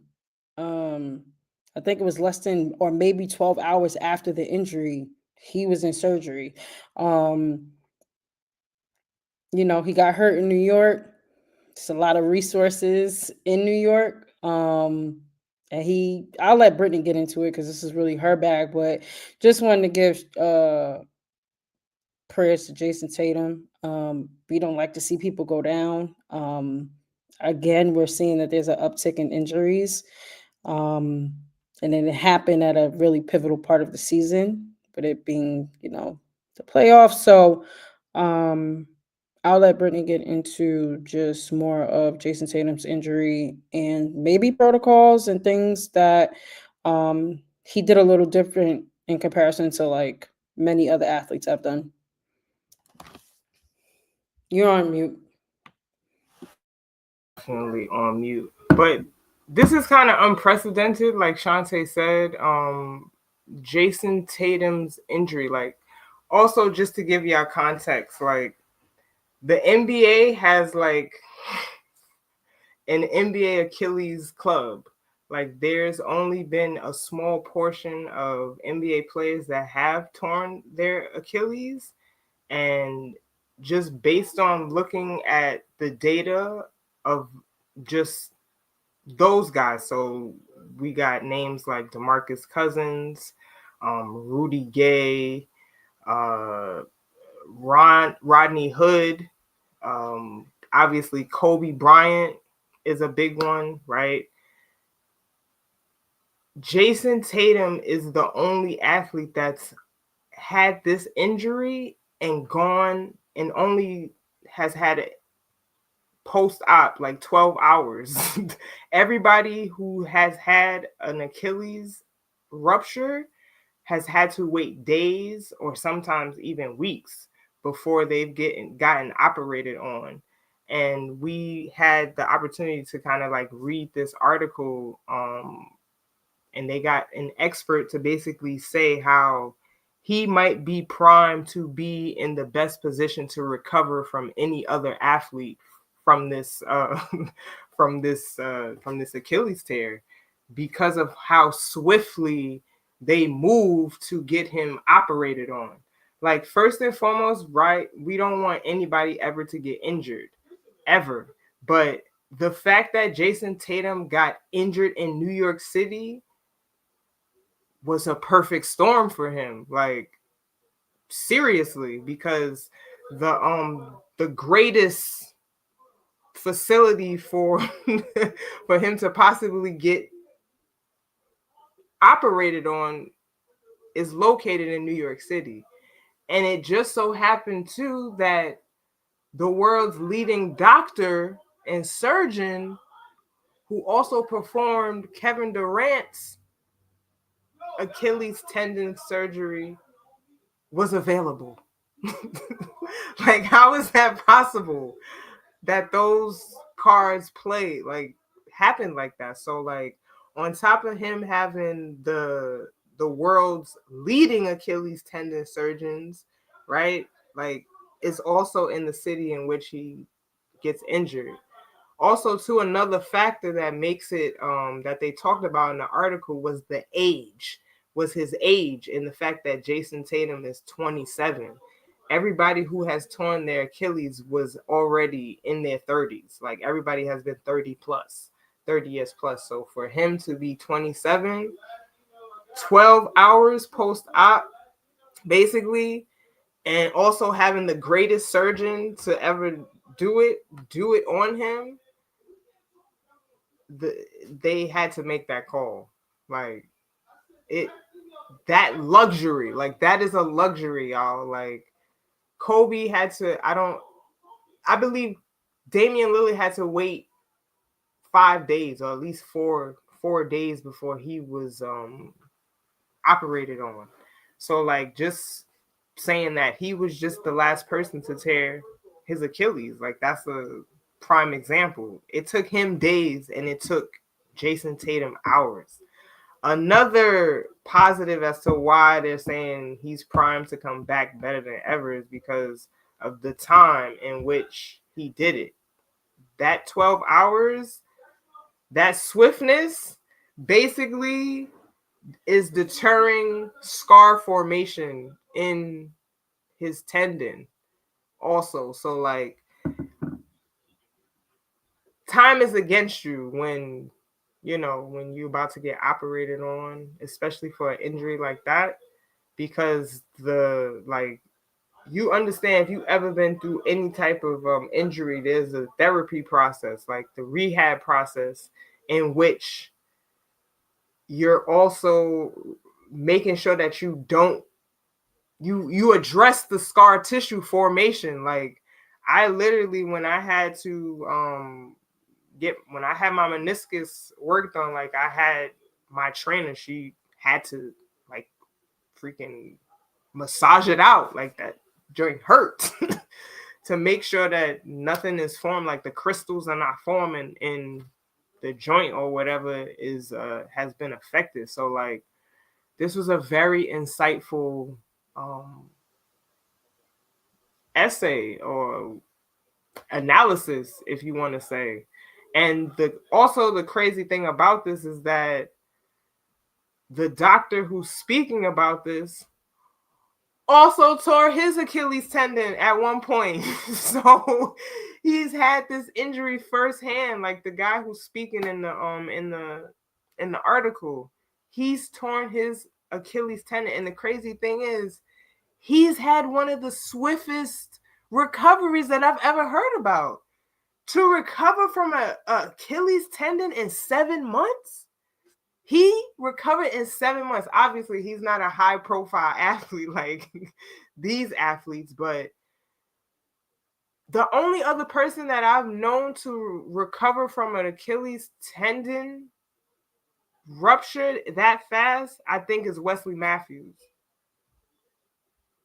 from who used to play on the Portland Trailblazers, when he tore his Achilles.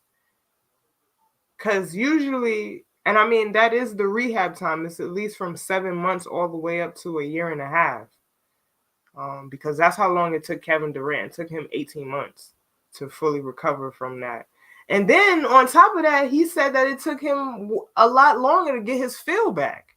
You know, so like it's an uphill battle when you're dealing with a big injury like this. So I encourage all of y'all to go read this article. It was really, really informative. Shouts to Noah. She's been doing a great job at SB. I think she's at SB Nation. Um, but like Brittany said, this was a very insightful article. Obviously, she really did her due diligence and went to go interview the right people to get the necessary information. But this was a great article. So shouts to Noah. Yes, it was on the Celtics blog. So if you go to the CelticsBlog.com, it should be under Celtics analysis. Mm-hmm. So go check it out. But yeah, injuries are on the uptick, so it's even more important for us to understand, like, if you are supporting student athletes, make sure y'all got prevention protocols, or you're putting prevention protocols in place for them, and making sure that they're doing the things that they need to do. Obviously, there's more specific things that they can do to help decrease the likelihood that they do injure themselves, but you're gonna have to talk. You're gonna have to talk for that.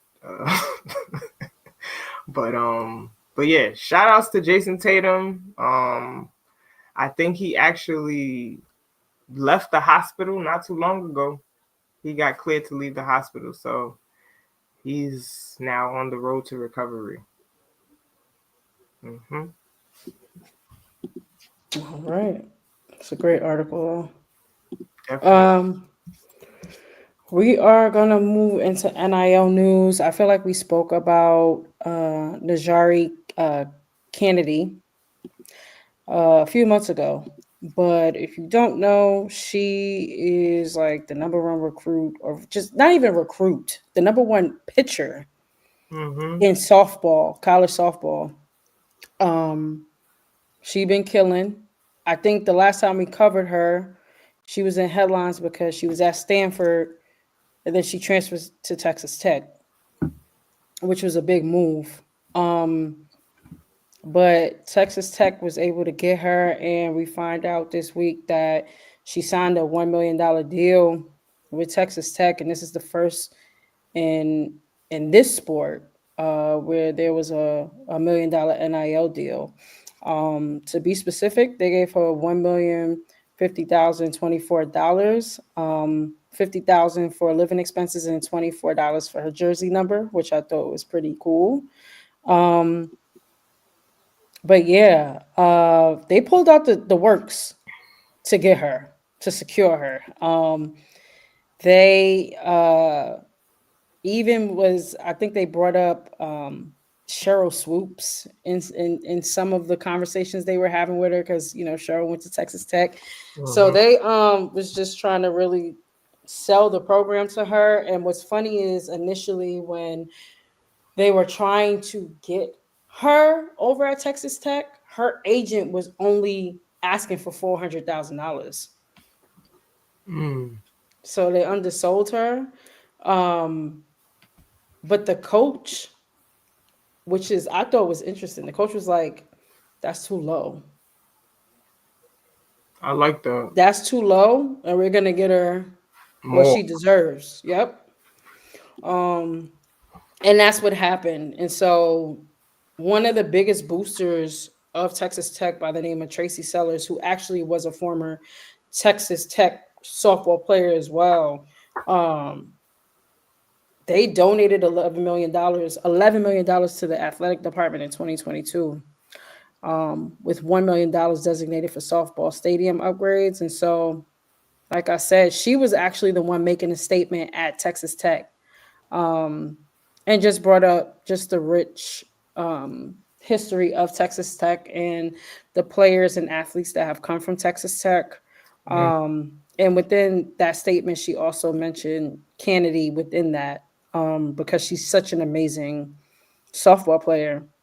Mm. Um, but one thing that also stood out to me about Kennedy, um, in just this ecosystem of NIL, Brittany and I have talked about how, and it's not just us, like coaches as well have talked about how some of the players are now just going to schools for the money. And she made it her business to highlight the fact that she's not going to Texas Tech based off money. She literally said, "I feel like people thought I heard the number and just came to Texas Tech, which wasn't the case at all." She said, "If I didn't feel like the coach, Glasgow, that's his name, Coach Glasgow, was an amazing coach and could lead this program to where we thought it could be, I wouldn't have come."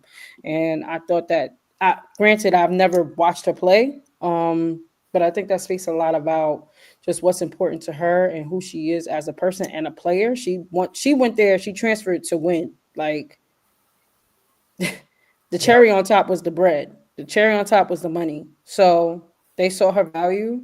I love that he didn't, undercut her with that amount that was originally asked for. Again, I don't know that coach either, but respect to that man for paying her value. Yeah. Um, and with that being said, she made history. She's the first softball player to get $1 million NIL deal. So we just wanted to give a shout out to her. And then I'm excited to, I guess, pay attention to softball, Yeah. so I could see like how What's she going down? plays. But yeah, like according to the article and a few articles, she's like that. I want to see that then. She's like that. Yeah, All she's right. like Well, that. I'm interested in seeing So Kennedy. yeah, make sure y'all Yeah, I be on the tried lookout. softball. I sucked at softball. I was bad. I had my dad out there looking at me strike out. Terrible. So softball wasn't my thing, but I tried it. You feel me? That's what you do. You try it out. Okay? Try it out, see if you're good. If you're not, pivot. Basketball was it. Softball? Basketball and volleyball, excuse me, because our gym teacher made us become volleyball players. So I have a love for volleyball also. So shout out to this young lady. I'm ready to see it. Hmm. Same. So moving on. Um, we're gonna move into tech news. This is nasty. I think this is gonna piggyback what we talked about earlier with the racism. Listen, if you don't know, racism is on every and within every spectrum of Yeah. Every you tier. know, of America, of the United States. So, uh, Yeah. yeah, you want to talk? Brittany actually brought this to my attention, and I think that this is disgusting, man. This is Yeah. nasty. This is a interesting thing because it actually just literally just happened on this past week on Friday. So Fortnite, I'm sure a lot of you are familiar with that because a lot of kids play that. A lot of kids into video games. Fortnite added a Darth Vader feature to the game on Friday, and it didn't go well. So Fortnite game developer Epic Games added a generative AI powered Darth Vader character in the game on Friday as part of the Star Wars slash Fortnite crossover event called Fortnite Galactic Battle. Based on the licensed likeness of the late voice actor James Earl Jones. Within hours of the rollout, social media clips began circulating showing players baiting the AI powered Star Wars villain into saying racial and homophobic slurs as well as explicitives. Um, Players were able to get Darth Vader to say words or names that sounded like hate speech, insults, and other insults. Basically, the AI powered character was capable of responding to players in real time. So that's why obviously people are gonna try that. If you can't be that naive and think that nobody is going to try to, you know, say something derogatory or get the character to do such a thing. And it happened. So essentially Epic Games had to go in and kind of like fix this in real time. It went viral that this was happening, so they had to go in and fix it. I forget what the terminology that they use to say how they fixed the instance, but they Cap, went in there, huh? cap. They ain't changed nothing. Like They whoever's developing, right. They said that's AI. Like whoever's behind the development, y'all have yeah. stuff to do with it. So it wasn't anything a system fix. It was a person fix. Yeah. I mean, this is AI. This is what happens when the people that are in positions of power are racist. You're going to build languages, you're going to build models that are essentially a product of what you believe in, a derivative of your thought process and your thinking patterns. So, um we can't blame the AI. Epic, what are y'all doing back there? What are y'all doing? Epic Labs, what y'all doing? And I'm gonna go back and say this developer who developed the AI powered character, AI company 11 Labs. This is who created Darth Vader's dialogue. A New York-based voice AI company called 11 Labs. So we should be directing our nastiness towards y'all. What's up? 11 Labs. This almost reminds me of like what happened with Queenship in Web3. He said 11 Labs is huge. Okay, now I gotta go do my research, Spin Doc. How could they make such a blunder? It wasn't a blunder.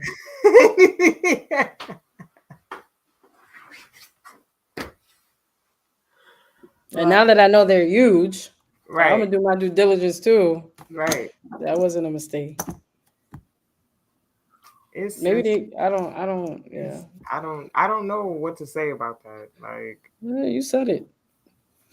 You told us what happened, but I don't think it was a mistake, and I think that you know, let's see what their PR company comes out with soon. I want to see them clean it up. Oh, three. Oh, Okay. Oh yeah, they Yeah, big. so you got the resources to make sure stuff like that don't happen. So Right, that makes me right. believe that Mm, somebody there didn't care. So yeah, I think you also mentioned that before it goes out, that people actually review, analyze yeah. what goes out, right? That's what Hmm. you said? Yeah. Okay. So you telling me they're supposed to take an extra step to make sure that okay. All Hmm. right. So that's not a mistake. It's not. That's not a mistake. And that's nasty. Yeah, so that is tech news. If you want to go Google that, they got articles everywhere. Forbes, Decrypt, everywhere is talking about it.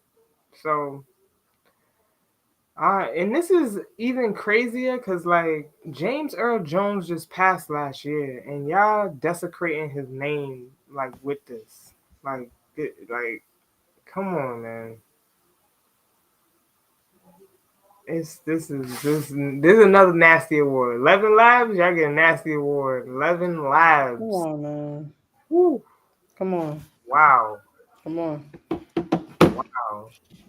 Now I gotta really do my due I diligence. I gotta do didn't my know there due was diligence. news. And if y'all are a whack company, if I look at y'all financials, if I look at y'all balance sheet and y'all ain't body, it's over. It's over for y'all. I'm coming for your neck. Protect your neck. Protect your neck. 11 Labs. All right. Moving on. Last thing, yo, Let's do the seat. yeah. I, We saw this week and thought it was hilarious. Like it was a what was it? If you're sitting on a plane, yeah, you have a 10-hour flight. Where are you sitting? So these are essentially seats next to heralded women athletes in the WNBA. Okay. So obviously, I see seat one. You will be sitting by Shakira Austin and Satu Sabali.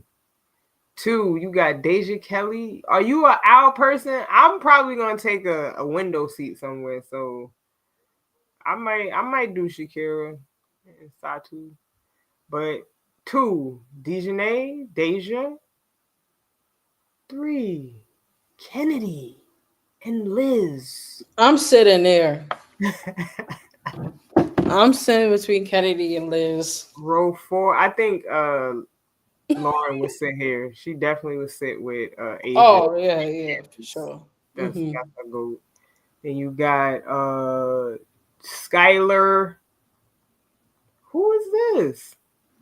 That I gotta pull up the actual picture because from here it looks small. yeah, it looked kind of choppy, but six, Maya Page. Seven, I might try seven. I don't do owl That's seats, funny. but I Sydney, do aisles, just my legs, but yeah, them right. two are Sydney funny. and Camilla, what? That's funny. Sophia and Cameron. I mean, if Hmm. I'm sitting there, because this also a can't, I would try to get in with Steph. Like, yo, can you get me in with Steph? I know that's your guy, brother. We talking about that, okay? Angel, Rakia, those are the fashion girlies. Like we gonna be talking fashion if we sit next to it. And then Enrique and Diana, I just feel like a lot of shit talking happened right there. Like, what? Nah, not if I'm on a 10-hour flight. I'm not sitting there. 10 hours. See, that's why I'm like Nope. either 7 or 3 for me. 7 or 3, both will be entertaining for Yeah, sure. yeah. Them being the third seat is gonna tell me I'm gonna get mad stories being in between, in between them two. I'm probably gonna get a lot of tea. Spendock said he'll sit in 4 and leave my seat back so far to see if Skylar kicks my chair. She would probably kick your chair. Yeah, Yeah, yeah. That's a yeah. fact. I think I'm gonna roll with 7 or 3. But Yeah, this was funny. I think I'm gonna do one and 1 and 9. I would like to sit next to in between Rakia and Angel. because they definitely funny too. Like Yes, they are. jokes, all flight.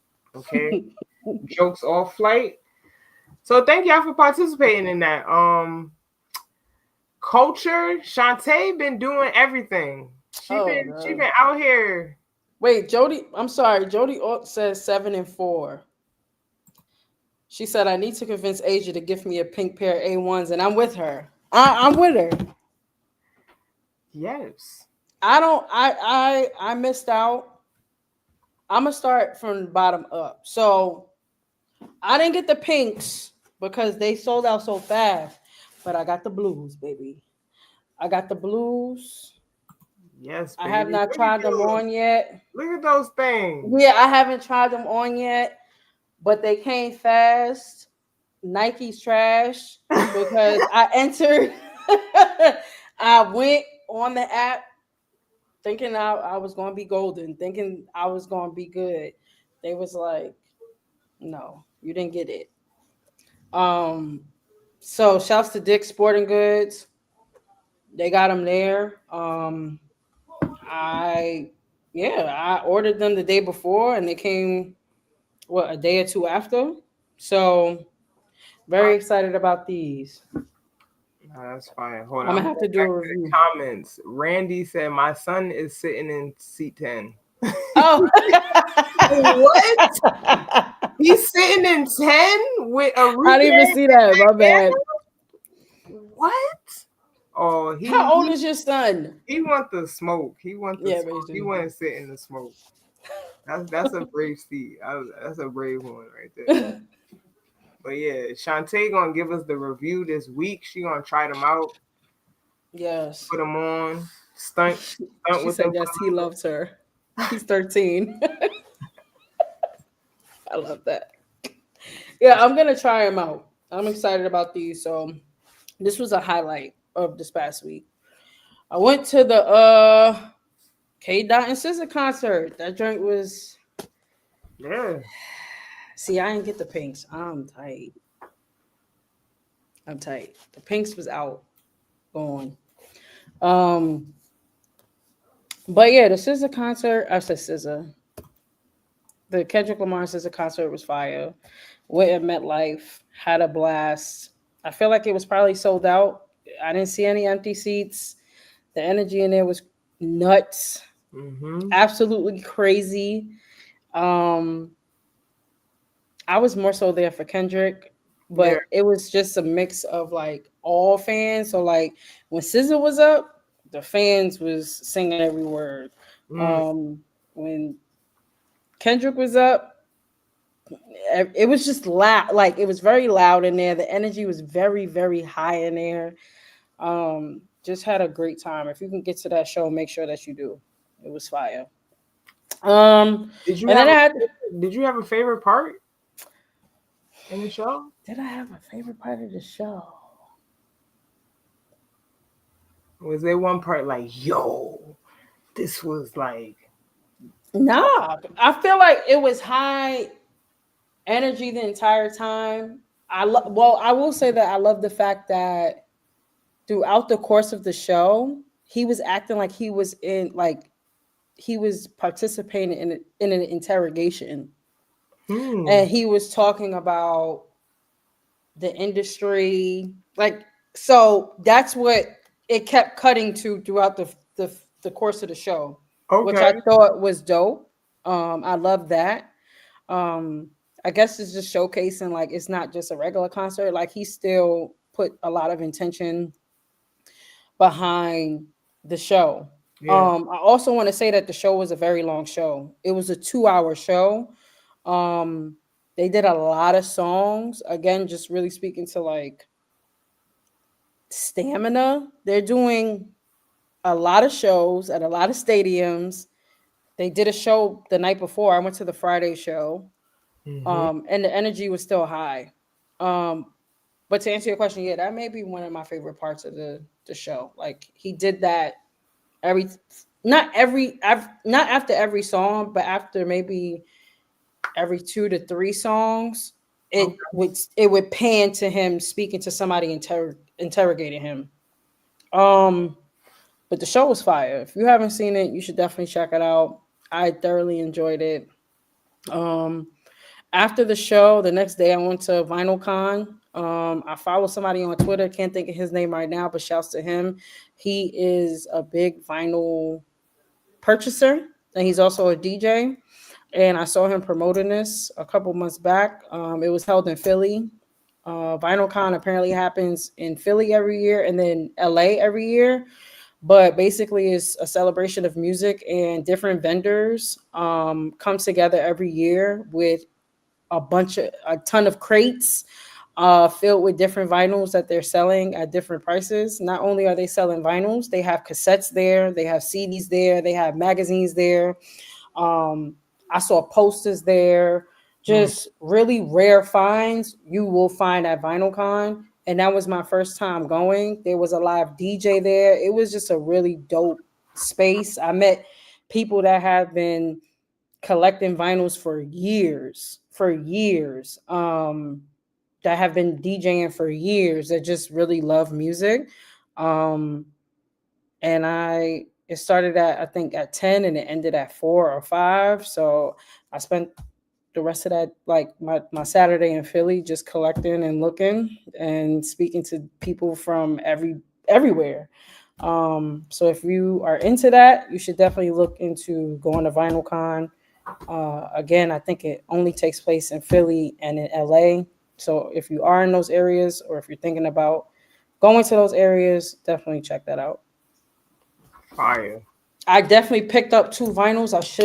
I don't have them with me right now, but one of those vinyls um, are the Neptunes. I got a Neptunes vinyl. Oh, okay. Yeah, with Chad and Pharrell. I'm excited about that. And then I got like this real rare Janet Jackson vinyl, because it's like a double disc, but it has everything of like the Rhythm Nation album. It's a fire vinyl. But those were my 2 dope pickups. So I was really excited about that. So Fire. yeah. I'm hoping to get to Vinyl Con next year, y'all. Yes. So fun. My what was I doing that day? Something happened. I couldn't go that day. But thank you for your culture wrap up. No problem. I had Thank so much you. fun. And yeah, and that concludes our show. Like, we've been here forever, 2.5 hours. 2.5 hours. Crazy. Thank y'all for rocking with us. That's a fact. I know my daughter is wilding for me right now. She's definitely waiting for me. But just wanted to say thank you for tuning in with us. Please follow us on social media. It was a pleasure speaking to you tonight. We're not going anywhere. We would ask that you just subscribe to everything. Twitter or X, if that's what you call it. Instagram. We're on LinkedIn, YouTube. Your participation helps us. So thank you. Anything else to say, Roxanne? I mean, you on mute. Didn't even realize it, but thank y'all for tapping in with us. We know it's Sunday and it's late, but we just appreciate y'all showing up. So make sure that you follow us on social media platforms, and we should be back next week. Make sure that you watch the games, so you can recap with us. And yeah, that's it. Facts. Make sure y'all following the 9450. We'll be dropping a Beyond the 9450 episode sometime soon. It's just been, life been life, and so, we try to do the best that we can. So please make sure y'all subscribe to the 9450 on all streaming platforms. They're on everything. So you'll find us there talking more business of sports also. So thank y'all. Have a great Sunday, and we'll see y'all next week. Peace. Peace.